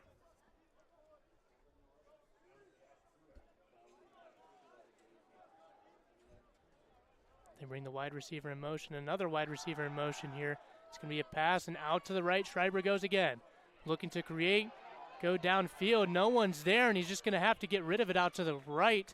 He was looking downfield for Pittman, but he fell over. Yeah, it looked like Aston might have been open in the middle there, waiting for the ball, sitting there with his hands out. Didn't look like Schreiber saw him. Then also to note, before the ball was snapped, you saw the tight end LaFrange go from attached to the line out. He never got set, and they motioned another wide receiver. LaFrange was just hopping back there, never set his feet and stopped. It's an interesting no call there. 3rd down and 7. Now for the Lions. It's another pass. He's going to look to the sideline. Way over his head there That was Hunkus, the intended receiver, and a 3-and-out here for the Muskie defense. Great defense by the Muskies there.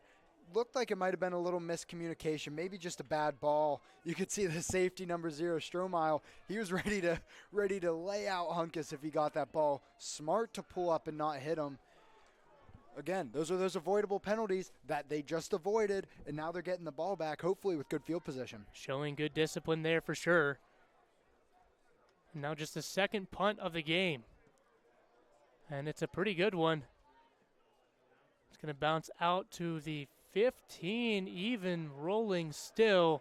What a punt down to the 10-yard line for Mount St. Joe, pinning the Muskies back deep. Wow, and that was a low snap, too. The punter had to go down and get that off the ground. Who was that returner? Was that Searles? He was back there calling for it to, no, everyone get away, get away.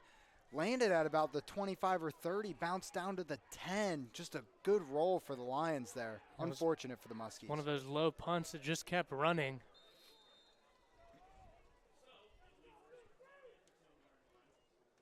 This is going to be a handoff here for Woody. And yet again, just gaining 3 to 4 yards. It was effective in the first half, effective again on that play. Absolutely, and it's that patience behind the line for Woody. Almost like Le'Veon Bell, he gets the ball, he doesn't sit there, he inches up, he waits for that hole to open, and he explodes right through it. That explosiveness is what's getting him through those tackles. He's yet to be tackled behind the line of scrimmage in this game. This one's going to be a pass for Gurney. He's looking out to the left side, and that one's just short. Unable to complete the pass there. Yeah, it's just a quick out route, seeing if they can get the ball around, get the ball successfully caught from Gurney. But those out routes are tough for quarterbacks. Unfortunately, just misses the man a little short on that one. Leaves for a 3rd and 6. It was Cade Searles out there in the flat running that out route.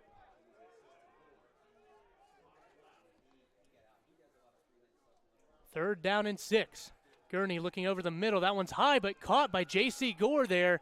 They're looking to get him involved in the second half, I'm sure. There we go. Perfect. Little stick route, sit in the middle, find that open zone. Gore does exactly that. Goes up, gets the ball. First down. Let's see if the Muskies can get some tempo, which is what was working for them in that first quarter earlier in the game. See if they can build up that tempo and get a good drive. And a nice job to get out of their own end zone as well. Here's Woody with another carry. He's going to try to power his way forward. He's going to be stopped at about the line of scrimmage. Yeah, and that might have been Woody's first run where we haven't seen him hit a hole very explosively. It didn't seem like there was much there. Lucky to just be stopped at the line of scrimmage and not behind. You can see just how strong he is, too. It's typically taken 2 to 3 defenders to bring him down. Yeah, exactly. Gurney drops back to throw. Looking to that left side again. That one's caught at the sideline. Nice play there on the end. And that was Gore again, I believe. Already just as many catches in this second half as he had in the first. Looks like he's limping off a little bit. That's not good for the Muskies. He called himself off. We hope that everything's okay there. 3rd and short here for the Muskies. So these money downs we were talking about, and it looks like it's going to be a false start. And there are these avoidable penalties. We didn't actually really see any of these from the offense in the first half, but you get into a 3rd and short like that, 5-yard penalty, it makes it so much harder to convert on this 3rd down. You know, we talked about how crucial these 3rd and 4th downs are going to be for Muskingum. They're going to have to sharpen that up if they want to fight back into this game. Absolutely. Now with Gore on the sideline, you would expect a pass. Let's see if Gurney's able to spread that ball out to someone. 3rd and 7 now on their own side of the red zone. Gurney drops back to throw. No one open. He's going to try to scramble for it. Breaks a tackle, but there's too many. They bring him down, and it's going to be 4th and about 2. Gets close to that first down. Wasn't quite able to get it. That was a good gain. That was a good gain out of nothing there. Almost getting taken down in the backfield by Gurney. Picks up 6, leaves us with a 4th and 1. I think this is smart call by Coach Nardo for the Muskies' first punt of the game. This is going to be Ortega back there punting as well. doing both the punting and kicking and kickoffs for the Muskies. It's a high snap. Had to adjust to it. Nice play. Able to get it out past the 40 of Mount St. Joe. Nice play there. It could have been really disastrous on the snap. Yeah, thank goodness the blocks held up. Ortega had to take extra time to go up and get that ball and get it off in time. Unfortunately, good field position again for the Lions at their own 40-yard line. First and 10, Mount St. Joseph. Muskie defense forced Mount St. Joe to a 3-and-out the first time. Mount St. Joe turns right around and does it again.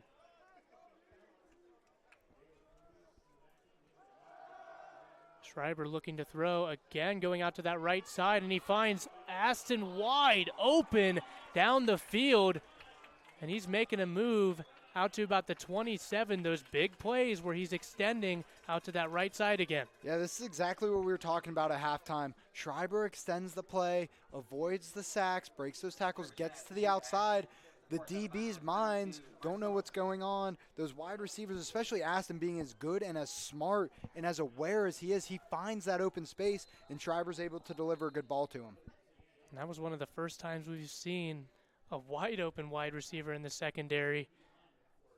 There wasn't anyone within 10 yards of Aston there.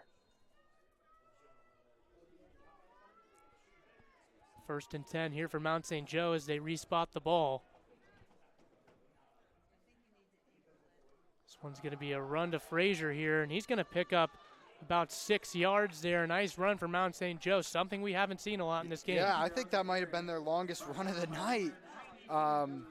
Picking up about 5 yards makes for a very manageable next 2 downs here. Try and get the first. Schreiber again trying to extend the play. He's just going to loft one up here to the sideline. He's fortunate that one wasn't intercepted. Yeah, it seemed like he was just trying to throw that one away. Very good coverage. See how when those defensive ends keep Schreiber in the pocket, it forces him to make throws like that. That's exactly what we need to see, and we need to see more of that in order to not have those scramble plays and wide open receivers, because that was really good coverage by those DBs. Definitely contained Schreiber a lot better on that play. Something you hope to see Muskingum do. Big third down here for Mount St. Joe. If the Muskies can get a stop here, it'll build some momentum for him. Low snap. Trying to find someone over the middle, and it's caught, and that's going to be a first down. Man, that's a great play. Schreiber throwing across his body into the middle of the field. Always a dangerous throw, but when you're as accurate as Schreiber has been today, it just works for you, and you pick up that first down. That's Patrick Connor, the senior wide receiver from Kettering, Ohio. First and 10 in the red zone here for Mount St. Joe. It's another pass. Just going to dump it off here to the right side. That's Connor again. Yeah, Schreiber started to roll out right. Notice he had that open receiver. It was a little smash concept. Little 5-yard hook on the outside with a little fade corner route to Aston. He was looking at Aston at first, wanted to get him the ball in the end zone, realized that was covered, took his check down for a gain of 4. It's been a pretty balanced attack in the passing game for Mount St. Joseph. A lot of wide receivers getting involved here. This one's going to be another pass. This time he's blitzed, and he's just going to have to get rid of it on the sideline.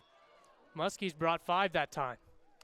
Yeah, that was a very creative blitz by the Muskies. Noticing that that trio of receivers on the left side was very wide, brought the linebackers into the middle, created enough pressure to have Schreiber get rid of the ball and throw it away to create a longer third down than they're used to.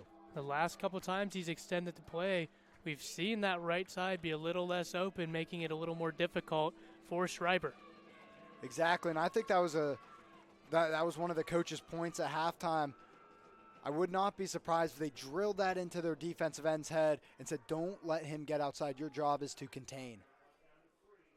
Empty set here for Schreiber. He's pressured again. This time they almost got to him. He's just going to throw it at the end zone. Brought down at the 1. What a play there. And that's Hunkus again. Man, what a catch from Hunkus. I mean, he was blanketed, went up strong hands, held on to the ball going down. Schreiber able to throw it while getting hit really hard. He tried to escape. Muskies contained him with that blitz, hit him, but just a beautiful throw and an amazing catch. Really strong hands from Hunkus, which we've seen multiple times today. And there's only so much you can do with Hunkus. He's 6'3", wide frame, really athletic. He's tough to guard. It's going to be a handoff to Frazier, and he's going to pound his way in for a Mount St. Joe touchdown. That was a good run there from Napier. Able to avoid a tackle back in the backfield. Cuts it up. Just an easy 1-yard run into the end zone. This is a great drive by Mount St. Joseph. They had more of a mix that drive with runs and passes. But again, Schreiber just making plays. And the kick is up and good from the freshman from Commercial Point, Ohio. You know, if you're just tuning in, or you might have missed the first drive from Mount St. Joseph, you wouldn't believe it, but Schreiber actually threw an interception. In the play before that, he almost threw another one. You would not expect that watching him since then. He has been phenomenal. You would not think this is his first starting game in college. He looks like a seasoned veteran out there. He has looked really poised for Mount St. Joseph. You know, and there were times last year where, you know, he went into the game. You know, he was really big in that Hiram win last season, was able to step in and throw a couple touchdowns, threw 105 yards off the bench. They were able to win that game. Yeah, he did have 6 appearances last year, so 6 different games he saw action. Never threw an interception, had a completion percentage of almost over 60%, I believe, 320 yards and 3 touchdowns, and that was all off the bench last season. Seems like that experience has been boosting him to a great game tonight.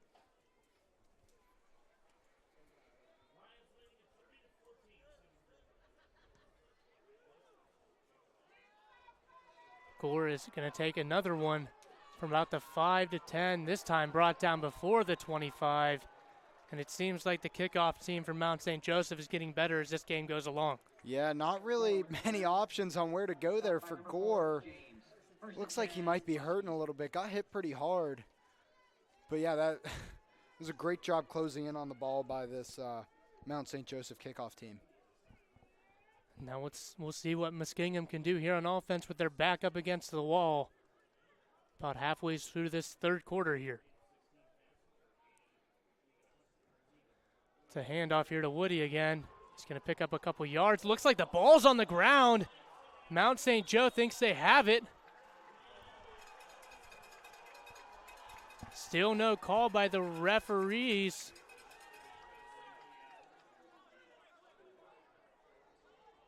Still fighting for it on the ground.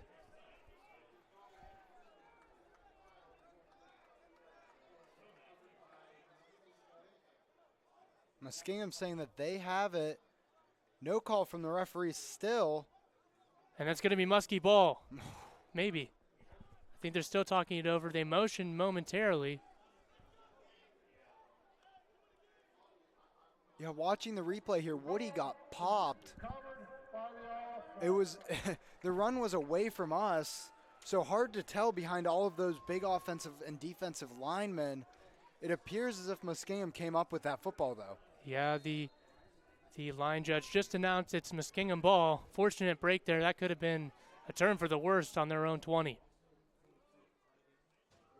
Now it's a keeper here for Gurney. He's just going to power forward for about a yard. The run defense has been a lot better for Mount St. Joseph in the second half. Yeah, and that was another designed run to Gurney, which worked really well in the first half, especially that first quarter. But these linebackers and safeties are flying up to it. They're noticing when it's going to happen, and they're making plays when they need to at the line of scrimmage, making a long third down for the Muskies yet again.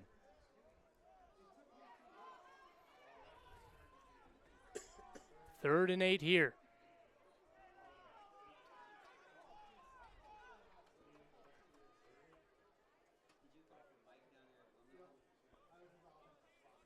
Gurney drops back. It's going to be a draw play. This time Mount St. Joseph is all over it. Yeah, just about to pick up a 5 there for Gurney I think Mount St. Joseph knew what was coming. That's third or fourth time this game that they've run a QB draw on 3rd and long. And now it's 4th and short again in their own territory, and the offense is still out on the field. Really interested to see what they'll do here on 4th and 3. I think the defense is expecting the draw. Safety, it's number 7 on the defense, Brady Pierce. He's playing up like a linebacker. Pass. They're going long here on the sideline. Incomplete, and that's going to be a turnover on downs in their own territory. And that was just a go route to Searles, thrown a little outside. Tough, that's a tough catch. Tried to come down with it one-handed, couldn't grab it. Now Mount St. Joseph has the ball in Muskie territory on about the 30-yard line. And that's the, I think, third or fourth missed 4th down conversion for the Muskies this game. They've been really aggressive in this one. Something you like to see, just haven't quite been able to execute.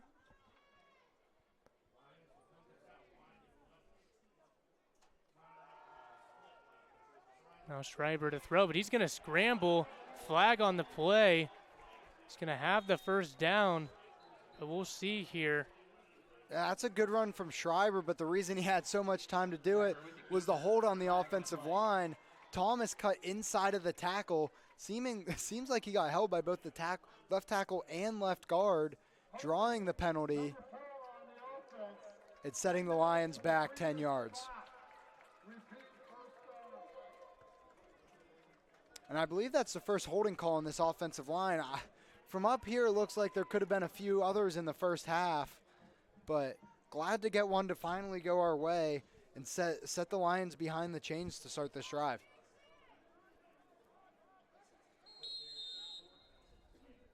One of the first times we've seen those calls benefit Muskingum here in this game. Mount St. Joseph has played a pretty clean game to start. Another pass here, and he's looking over the middle of the field. It's high and intercepted. That's Malik Pegram making the interception on the play. Maybe some more momentum now for Muskingum.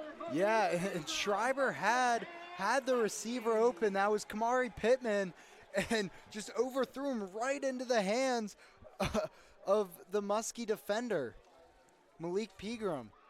And he's had a pretty good game. One of his first major starts here for the Muskies, now coming up with a big play that might be able to get them back in it. Yeah, this could get the ball rolling for the Muskies. Get the tide going. Hopefully deep back in their territory again. 3rd time's the charm in the half. Now it's the keeper for Garrett on the read option. Nice play there, pick up about 6. Yeah, that was a good read there by Gurney. Able to get the edge on that left side, cut it up the field for 6 yards. Maybe they can get some tempo going, tire out this defense, and make some big plays. A little bit of up-tempo now for Muskingum, something we haven't seen as much throughout late second quarter. It's going to be a run for Woody. Not much room. He's going to have to cut back. Stone wall by Mount St. Joseph. Yeah, the Muskies really trying to pursue in the run game. It's not going as they planned, not like the first half. Woody is struggling to get past the line of scrimmage so far in this 3rd quarter. Looking like a passing down for the Muskies here. Remember, we have Gore, who's made plays today. I would trust him again. Gurney looking downfield. He finds Gore. You said it. Nice pickup of about 20, and now the Muskies are in business. And there it is. That's a classic Madden play. They were in squeeze formation. Two guys on each side, bench, quick out routes by the outer guys, and corner routes by the inner guys, and Gore's able to get open on the outside there.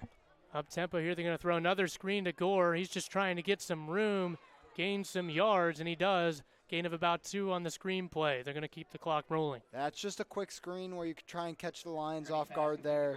Doesn't really work too well. You do get a good block from the receiver out there. I believe that was Searles, but only able to pick up about a yard or 2 there. Back-to-back passes now for the Muskies, something we haven't seen just a lot in this game. There's Woody now bulldozing his way for about 4 yards. That'll bring up a 3rd and about 4. Yeah, and there's that explosiveness from Woody that we've been missing in this third quarter. Able to push through for 4 yards and needing 3 or 4 Lion defenders to come and get him. Big third down here. You know, I can imagine this is 2-down territory with the way they've played thus far. Yeah, you would imagine if they don't get this, they're going for it on 4th down. They need a spark here. There's Gurney finding another wide receiver. Oh, what a spin move there by Gore. And he's really starting to get it going on this drive. Yeah, again, that was just another button hook, letting Gore find the open space. I believe that they're not telling him to go to a certain spot. They're telling him, go to where you get open and Gurney will find you. That's the second time they've done that on 3rd down for him in this third quarter, and it works. Gore trying to catch a breather. Max Tarnowski now into the game for the Muskies. 3 wide receivers set on the 50, 1st and 10. It's going to be a keeper for Gurney. Cuts it back. A little bit of an awkward fall there. Glad to see him pop back up. Yeah, it looked like a bit of a busted play. It was a read option. I think Gurney kept it, was supposed to go up the right side, realized maybe the wrong read, follows Woody up through the left side. That's a good pickup of 4 for a busted play. Now Woody in motion. He's gotten the ball quite a bit today, and he's going to get it again on the screen pass. Nice play there. Yeah, and that's difficult there as a wide receiver and a tight end. You could see the tight end, 87, Grant Wright out there. Like, he wanted to block, but when the ball's in the air, you can't block. That's a pass interference. It's a tough situation. Just a gain of 2 there. There's Austin Adams out there making the tackle. Gurney looking to throw again. He's going long here to a wide open Chris Singleton, and he's going to waltz into the end zone. Touchdown, Muskies. Yeah, and that the Lions were showing zone. Last second came up into man coverage. I think Gurney saw that, realized he'd have a wide open receiver. That was a great little quick post route there from number 17, Chris Singleton, off the bench for a huge gain. Getting the ball rolling for the Muskies here in the second half. And they're little momentum gain. They're going to try to go for 2 here to make it a 1-score possession. This is big here. If they can get this, they just are within 8 points, and it's a stop and another 2-point conversion after a touchdown. Trying to get everyone set here. 2 wide receivers out to the right. I think this defense is expecting a QB draw. Westrick in motion. QB draw it is, and he's going to be stopped. They won't get in. So just 6 points for the Muskies, down 10. Still plenty of time on the clock with 1.5 minutes to go here in the third quarter. We will be back here on the Muskie Sports Network, brought to you by Flow Sports.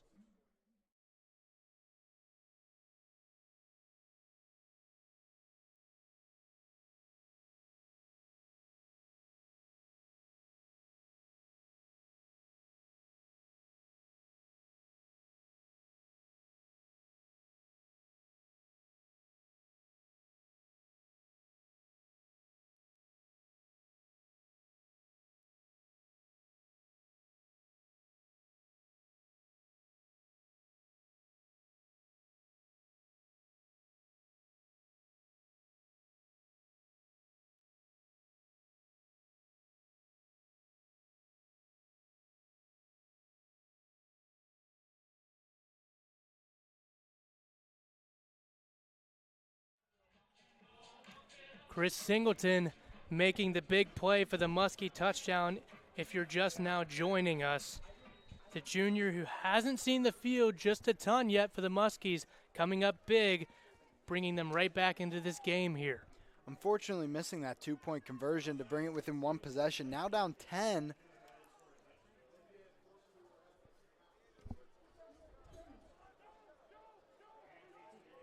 And this is going to be Hunkus again bringing it out.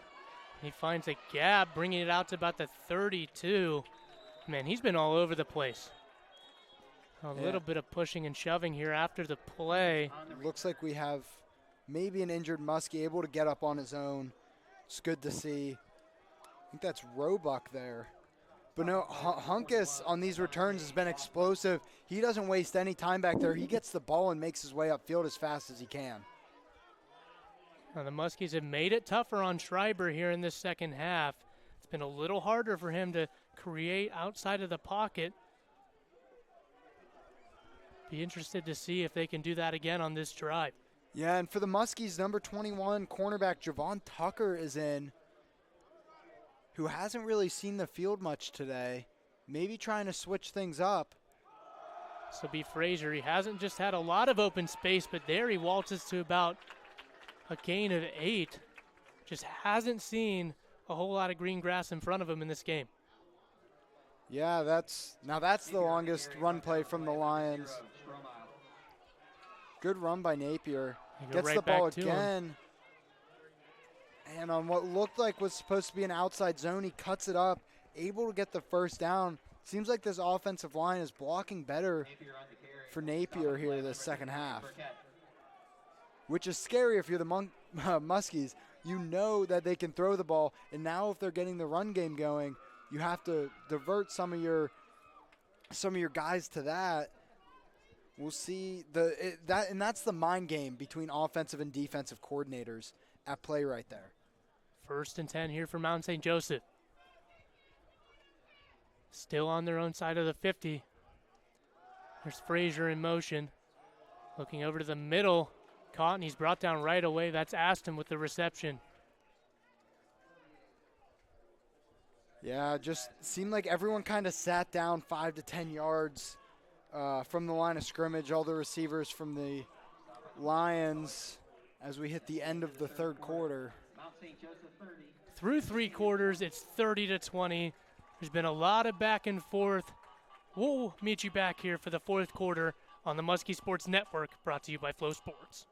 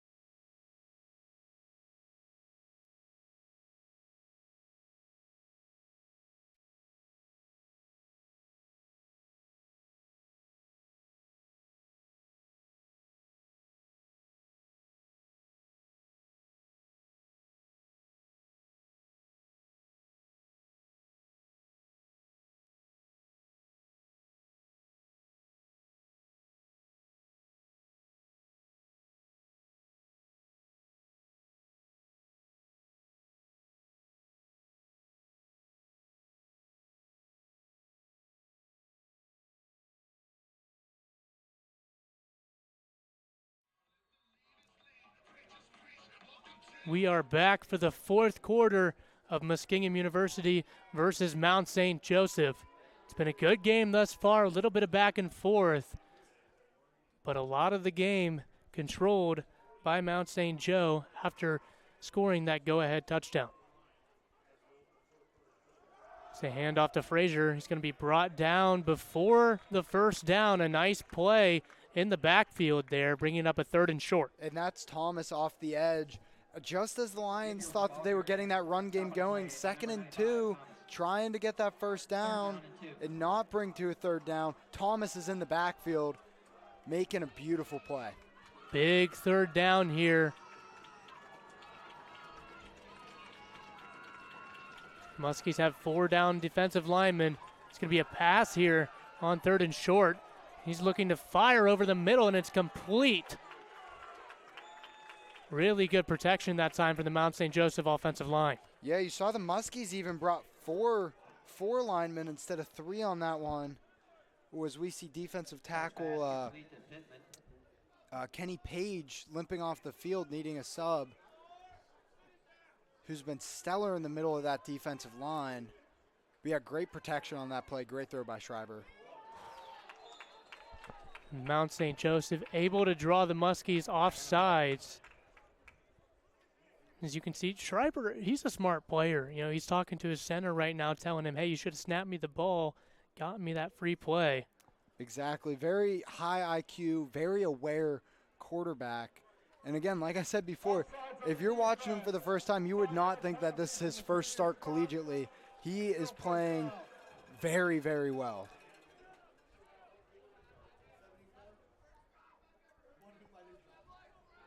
Now 1st and 5 for Mount St. Joseph. 3 wide receiver set, 1 to the left, 2 to the right. And this is a run for Frazier, nice cut. Looking to get that first down. I don't think he quite got there. Napier, the ball carrier, stop on the play by number 44, Johnson. It's Napier.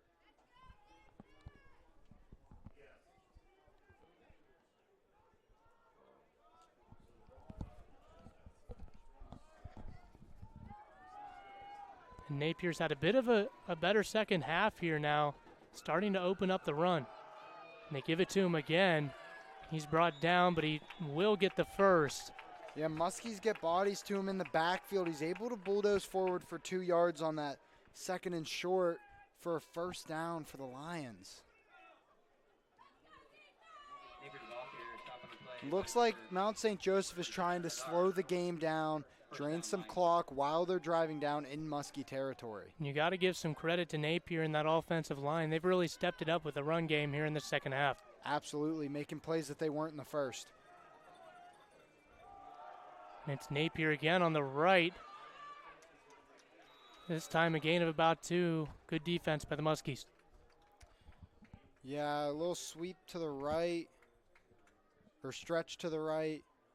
Gets that offensive line moving, but I think that's when those linebackers for the Muskies work the best, able to shoot those gaps. We will take a timeout here for an injured player on the field.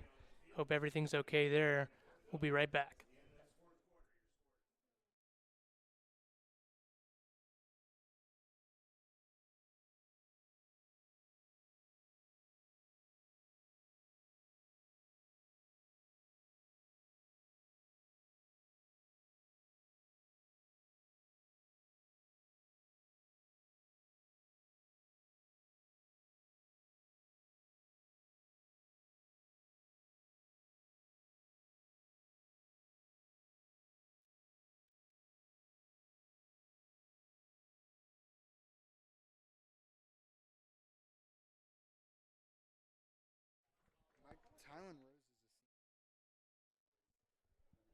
That was Lee Burkett who went down. Earlier in the first half, we missed it, but Connor Gurney went down. He hasn't been back since. Lee Burkett was his backup, and he just went down It and looks off. like Tylen Rose is in, senior out of Union. Looks like he'll be taking the place of Lee Burkett right now. Back to pass, and he's brought down behind the line of scrimmage. That's the big man in the middle, number 56, Kenny Page. And multiple Muskies in the backfield on that one, creating a really long third down here.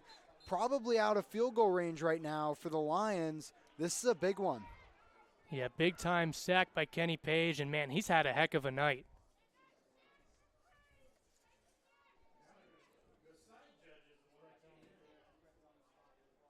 Senior from Dayton, he went to Northridge High School. He's had a good 4 years here with Muskingum. Yeah, not exactly sure what's going on right now. Maybe a ball spotting issue, but we can see on the bench, Malik Peakram's on the bench right now after having that interception. Was that last drive? He's on the bench. Looks like they've been rotating through cornerbacks in this second half, trying to figure out what works on defense right now.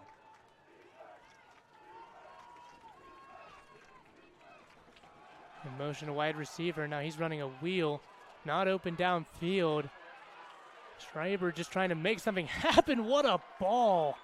Man, just when you think you have him, he finds a way to improvise. That's a really good throw there to LaFranche. Yeah, great play by Schreiber to extend it and find the open man. But LaFranche, his awareness was amazing. He was in a pass set. He was blocking that whole time, able to release late, find that empty zone right over the linebackers' heads, and Schreiber was able to find him for the big first down. Schreiber threw that exactly where he needed to as well. Just really good execution and improvisation there. Now another run that gains a couple yards for Napier. Napier, the carrier, stopping a play by number 4. Yeah, it seems like the Lions are starting to lean into this running game more this second half. A lot more positive yard rushes. It also drains the clock more, which is in their favor as they're still up 2 possessions driving the Muskie territory. Feels like they've been here forever. You said it. -4 rushing yards in the first half, like we said. Now taking 6 minutes off this clock on this drive. Now the pass to the corner of the end zone is caught, but I think he's out of bounds. I mean, a really good play there by Hunkus in the corner of the end zone. Almost had his third. Yeah, Hunkus really going up to grab that ball. But the cornerback's able to carry him out of bounds so he can't get a foot in. Great throw as well, but just better defense on that play. Now a really important third down. If you can hold them to a field goal, it's still a 2-possession game. But if they score a touchdown, this one's close to out of reach with 10 minutes to go.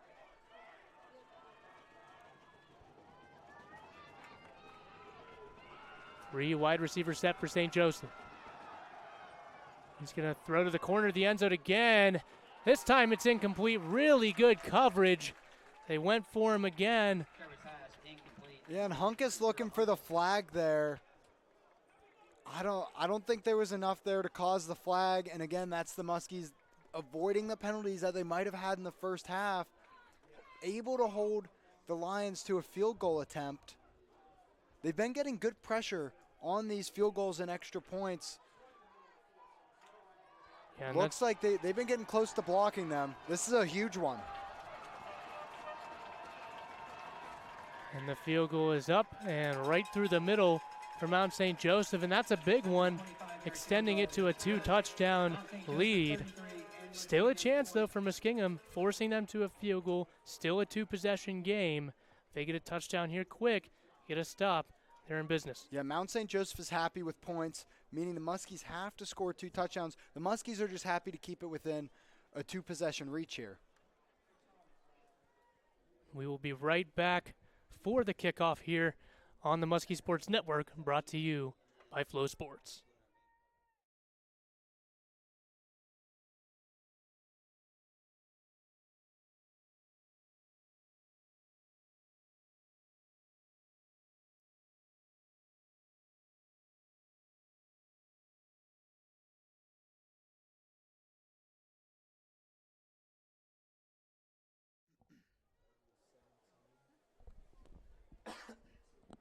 We are back here for this last 10.5 minutes.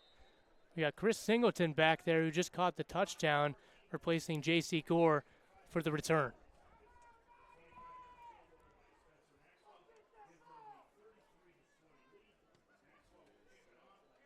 And it looks like the kicks was looking like it was going to go out of bounds, but it took a lucky bounce from Mount St. Joseph. Singleton just trying to come up with something there on his own boundary. Yeah, seems like the Lions were trying to do a little pooch kick, landed in that empty space around the 15-20 yard line, able to get a lucky bounce so it doesn't go out of bounds. And the Muskies are back at almost their 20 yard line yet again. Really nice job by Singleton, though. Those are really hard to come up with. He was able to get it to about the 20. Yeah, able to pick that up off the ground, not bobble it, and get a couple yards after. A lot of times kicks like that can end up, with really bad field position.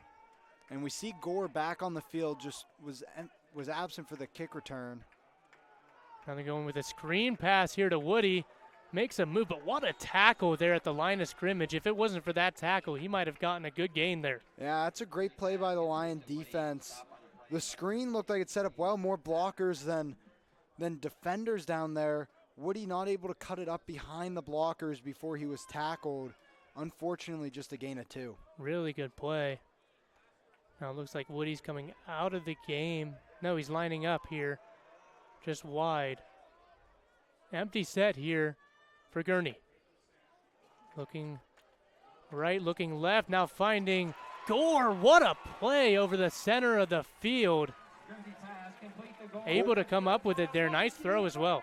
Yeah, Gore getting hit pretty hard, took his time getting up. Looks like he'll limp off the field yet again, but that was a beautiful play. Gore able to find space between the linebackers and safeties, and Gurney able to get it over those linebackers' heads but not hang it up there too long for a beautiful play to J.C. Gore.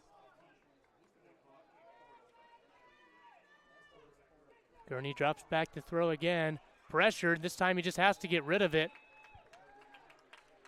Good job by Gurney not taking a sack there. Yeah, and that's backup defensive tackle Camden Fuller, big number 55, getting in there and shoving over Gurney, just powering his way through that offensive line. Gurney has looked pretty sharp when they've been throwing the ball. Not the best completion percentage, but when given the opportunity, hasn't looked too bad today. It's going to be an RPO there. He's going to hand it off. Pick up about 2 or 3 there by Woody. Yeah, and that play blown up by those defensive tackles. Camden Fuller in there again. Not a backup. Apologies.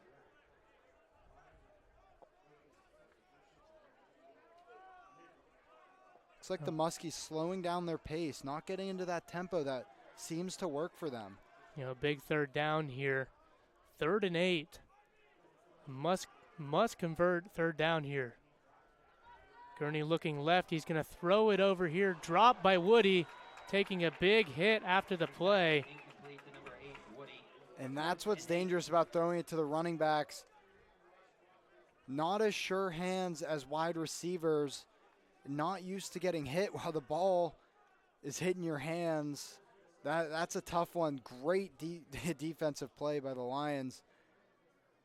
Yeah, those plays are a lot harder to make than a lot of people think. Just a tough one to catch when you're taking that much contact and you know you're going to get hit as well. Truly, and Woody got hit really hard. They're a little slow to get up, leading to a long 4th down for the Muskies again.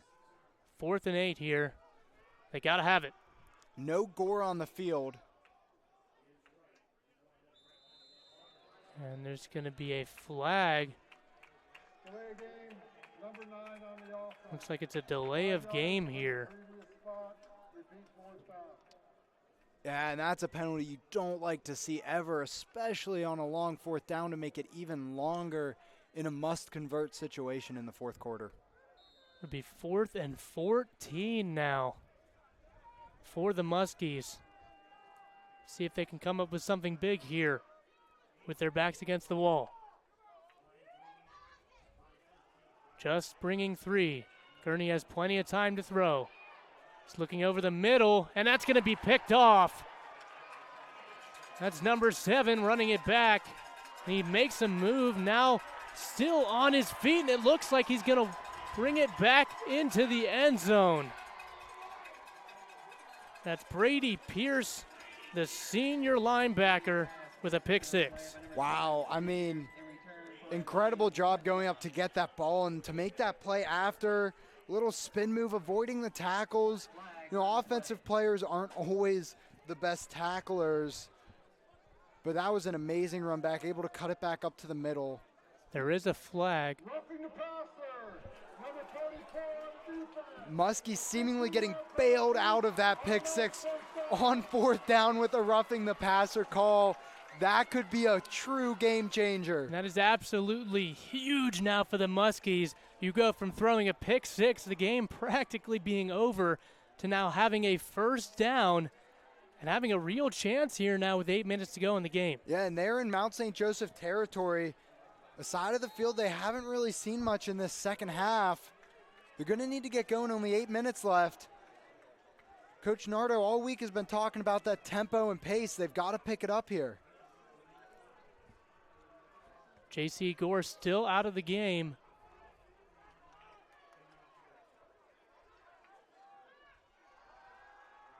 Looking deep. He's open, but underthrows him, and it's intercepted. And Mount St. Joe is going to fall at about the 1. Yeah, Gurney throwing that one into double coverage. Not quite sure what he saw there. That was the cornerback Austin Adams, I believe, with that interception. The silver lining for the Muskies is he slipped and went down at about the 1 or 2 yard line. Maybe they can make something out of this with their defense and get a safety. but not what you want to see after getting bailed out right there. Yeah, he did look like he could have possibly been open even with, two guys out there. He looked like he had some space, but just underthrown. Unfortunate there for the Muskies. Now Schreiber's going to snap it and hand it off to Napier, and he's going to be stonewalled at about the 2. They'll give him the forward progress, so no safety. Yeah, just gets back to the line of scrimmage. Really great play by that defensive line to stonewall him and not let him get any forward yards. Now I can imagine the Muskie defense is going to be a little more aggressive here, trying to get after the line of scrimmage. You've got to be, and you can imagine the Lions thinking that their run game has improved in the second half.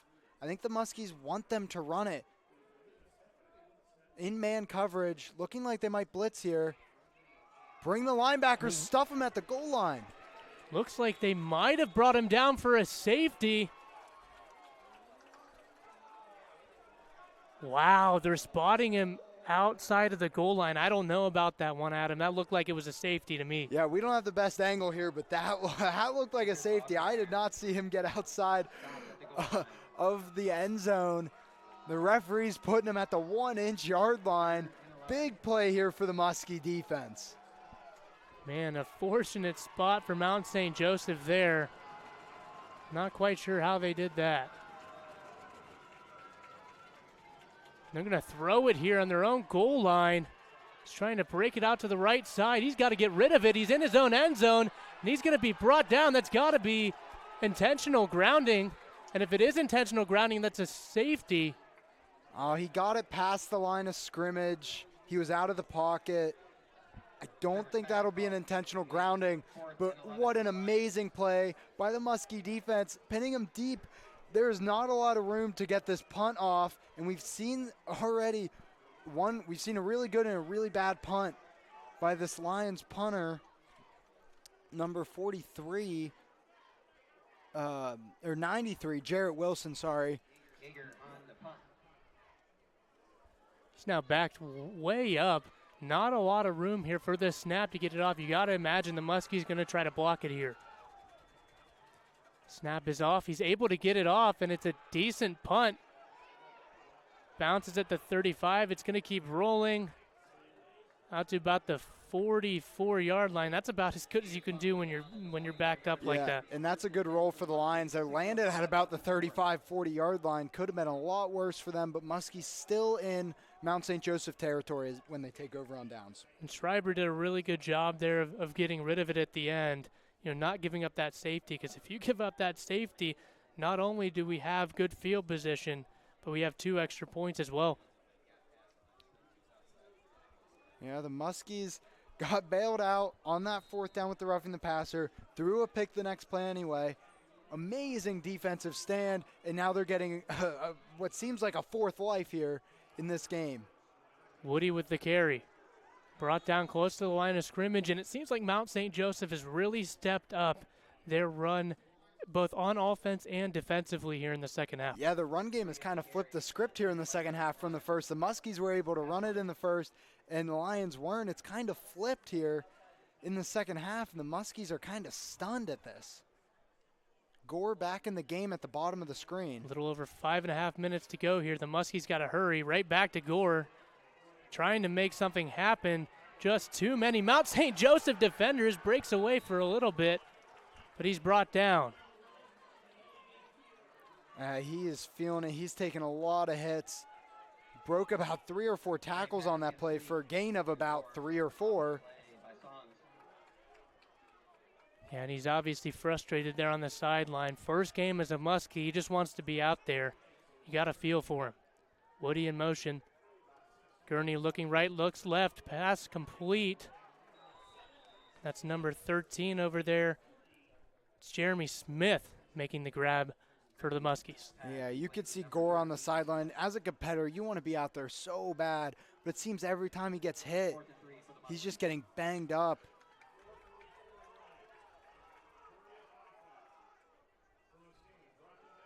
Another out route here. Jeremy Smith again, nice play. It's going to be brought down inbounds, though, so the clock will keep running. the Muskies got to hurry here. But They these did get the first down, so it'll stop momentarily for them to reset the chains. These are the quick passes that Gurney needs to get off. Get that confidence up. Get the ball out of your hands quick and into the receiver's hands and keep moving. Gurney looking deep. He's got a wide receiver open, and it looks like it's caught in the end zone, and the Muskies are back in business here with 4 minutes to go. I think that was Cade Searles jumping up over the defender for that catch. How about that play from Searles? Really good stuff. Nice throw, nice catch. And even though, J.C. Gore has been injured and not been able to play, a lot of these other wide receivers are really stepping up and making big plays. You saw Chris Singleton catch a long touchdown earlier. Now Searles here. Yeah, they're really spreading the ball around, and that's what is that's the point of the spread offense. Everyone gets a piece of the pie as the kick is up and through. But, yeah, all these receivers have stepped up. We've seen Jeremy Smith get out there, Searles. Number 11, David Westrick, has had a couple catches. It is now a 6-point game. 4 minutes to go. The Muskies have all 3 timeouts. Just need a 3 and out here, and they'll be in good shape. On the Muskie Sports Network, brought to you by Flow Sports.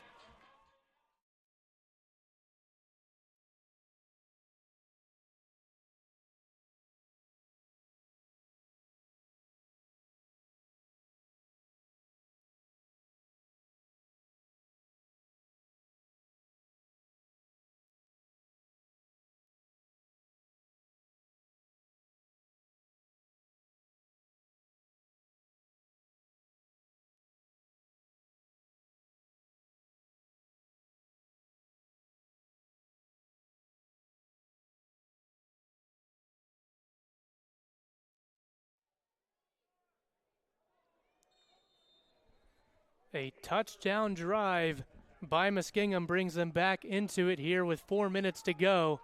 Mount St. Joseph up 6. The Muskies need a defensive stop to have a chance. Yeah, the Muskies defense has been playing really great this fourth quarter, only holding the Lions to 3 points, and an out-of-bounds kick is not going to help. Yeah, not what you want to see there, and it's a tough one for Ortega because he's been so good in this game. Yeah, his kicks really have been spectacular. Now in college, they only get the ball at the 35-yard line for out-of-bounds kicks, not the 40. Saves the Muskies 5 yards of defense here, but better field position for Mount St. Joseph.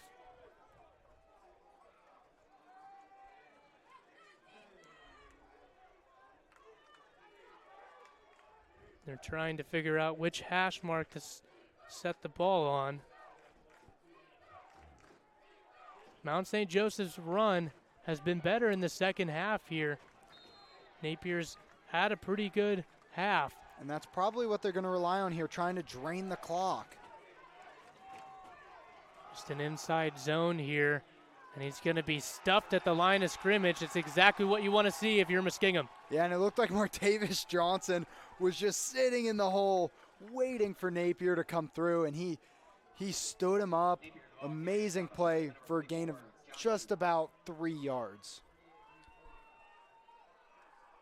And Johnson, we mentioned he's such a good player. Had a really good year last year leading the team in tackles. Absolutely, and we haven't called his name too much today, but he's in on about every tackle. He goes where the ball goes.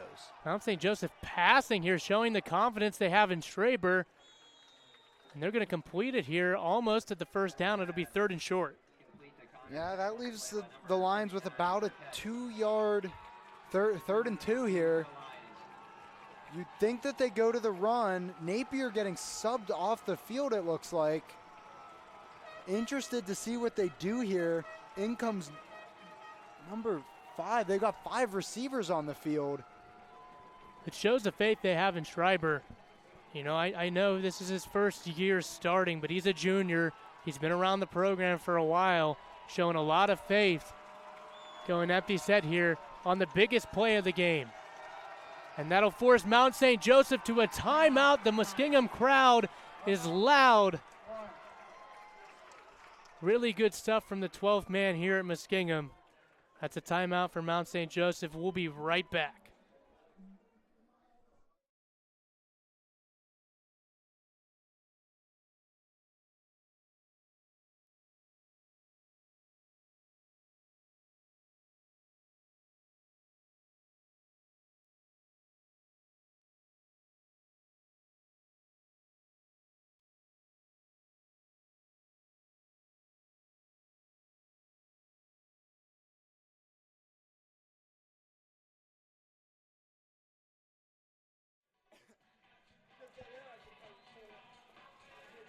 A big third down upcoming here.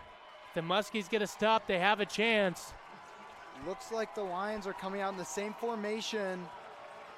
Empty set, 5 receivers, trying to take the linebackers out of the box, but they're staying in, just apex over a little bit. Looks like maybe man coverage from the DBs, and then linebackers sitting underneath, ready for a QB draw of sorts. Tried to get him to jump off sides for a little bit there. An orbit now motion. In motion. And it's going to be a pass, and that's complete to who else? Eli Aston. Still 3 timeouts for the Muskies. Yeah, Mr. Reliable there for the Lions. Schreiber's go-to guy. It's a good first down. Muskies take their first timeout right now with 2 minutes, 35 seconds left in the fourth quarter.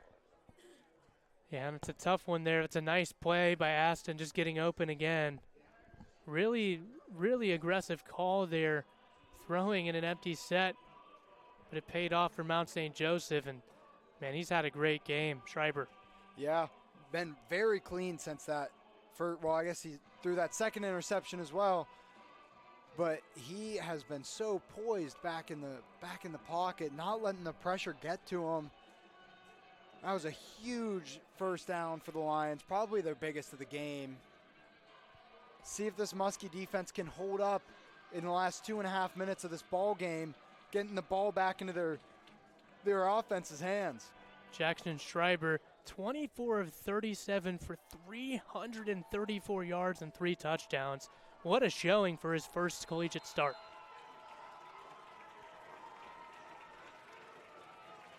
And it's going to be a run here. That's Napier. He's going to gain a couple yards, but brought down with the gang tackling behind the line. Yeah, it looks like we had a defensive lineman in the backfield early. It looked like Thomas maybe overran Napier, but Napier met by the linebackers there for a gain of 3, although he ended up 3 yards in the backfield by the end of the play. So I like this from Coach Matt Nardo. He's all in on this stop here, calling his second timeout. You have that third timeout with the 2-minute warning. You have one more as well. If they can get a stop here and then get one more stop, they'll still have time to go down and score. Yeah, I think this is definitely the drive and the time to do this on the drive. This defense has to hold up. I wouldn't be surprised if Mount St. Joseph goes back into the air on third down, assuming that it gets to third down after this play.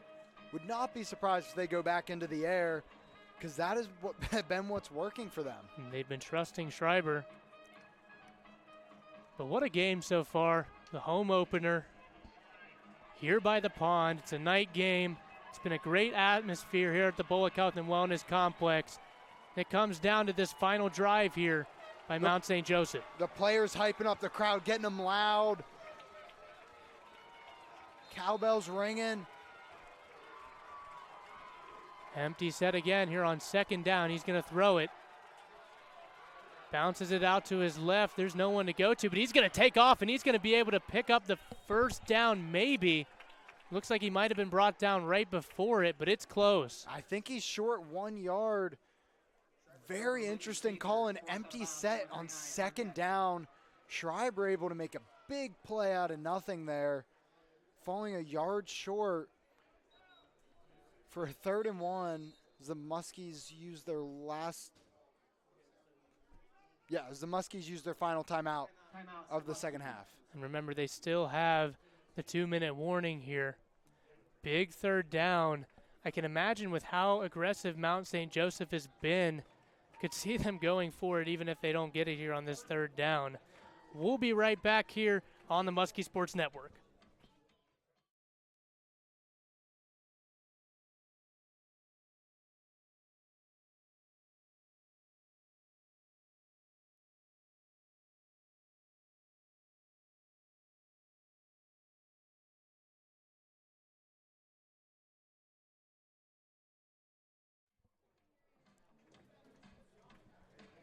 We are back here for the final 2 minutes and 15 seconds at the Bullock Health and Wellness Complex home opener for Muskingum. It's been really interesting to see Mount St. Joseph pass, because if you throw an incomplete pass, that's just like another timeout. It stops the clock. Yeah, they were in empty set last time trying to pass it. Ended up running with Schreiber there in Wildcat right now. Napier. He's just going to direct snap and run forward, and he has the first down. Oh, his knee looked to be down earlier than I think those refs saw, but Napier straight ahead. I guess he got that 1 yard to move the chains.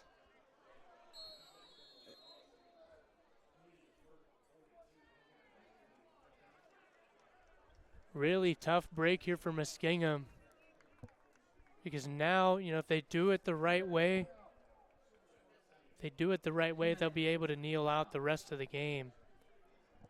But man, a really tightly contested game, where they tried to get that stop on third down. They put themselves in position to come back. Really tough one here for the Muskies. Yeah, looks like this one might be done. That was a tricky Wildcat formation there. Was that Aston in the backfield with Napier, I believe? Definitely gets the head spinning of this Muskie defense.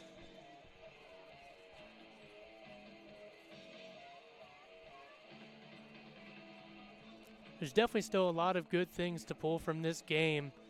A lot of things to learn. There were some really good things that we saw, especially in that second half. You saw Chris Singleton and Cade Searles stepping up big and having those touchdowns. A lot of good things to pull away from this contest. Absolutely. It shows that the Muskies, they can spread the ball around and they have depth at that wide receiver position. And they're going to run it here. Met by Martavius Johnson right in the middle. Stopping the play by number 44, Johnson. I'm really surprised that they're not just taking a knee here. Mathematically, if you take a couple seconds each play, you should be able to kneel down the rest of the clock. Yeah, they should be in victory formation right now. You don't want to risk a fumble. It looks like they might run a play again, unless he's kneeling it from shotgun.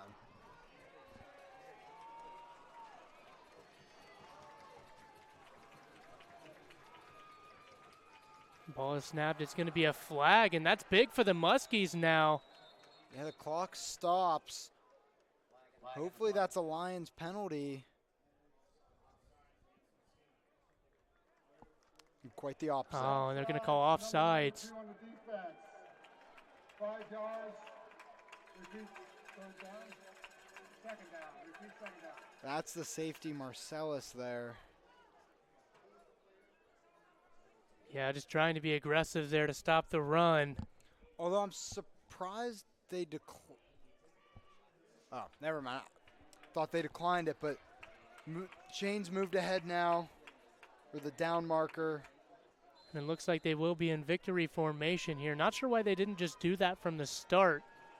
The only thing I can think of is maybe they were just concerned that they wouldn't run enough time off during the play, because it does bring it right down to the final seconds. You got to be pretty precise with kneeling when there's 2 minutes left. It does, but take 1 or 2 seconds each kneel and you'll get down by after the third one. But now they are definitely safe, 1 kneel away from victory for the Mount St. Joseph Lions.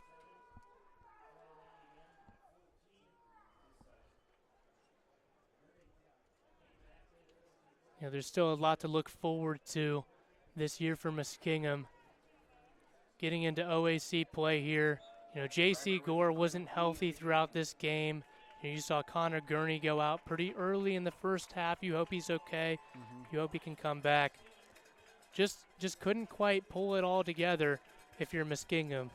But we'll be right back here for the post-game show on the Muskie Sports Network, brought to you by Flow Sports.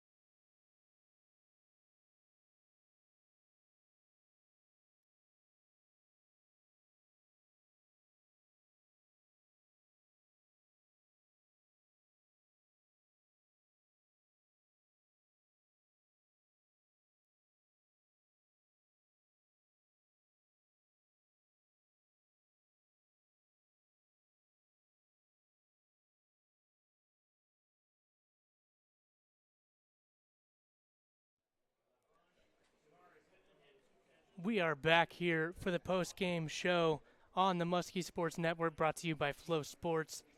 A really tough ending to a pretty tightly contested game that was controlled by Mount St. Joseph for a majority of it, but the Muskies never let down.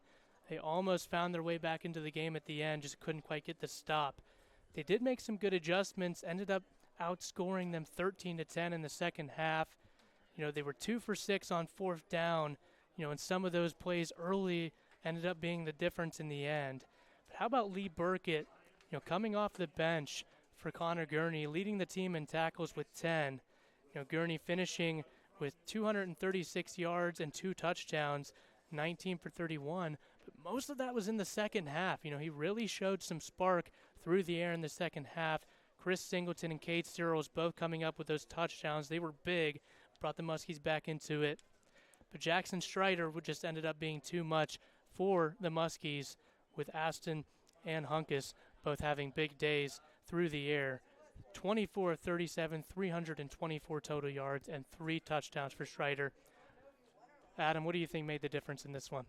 I think it was the Muskie offense. They got off to such a hot start in that first quarter, being able to run the ball and throw the ball. Really great mix.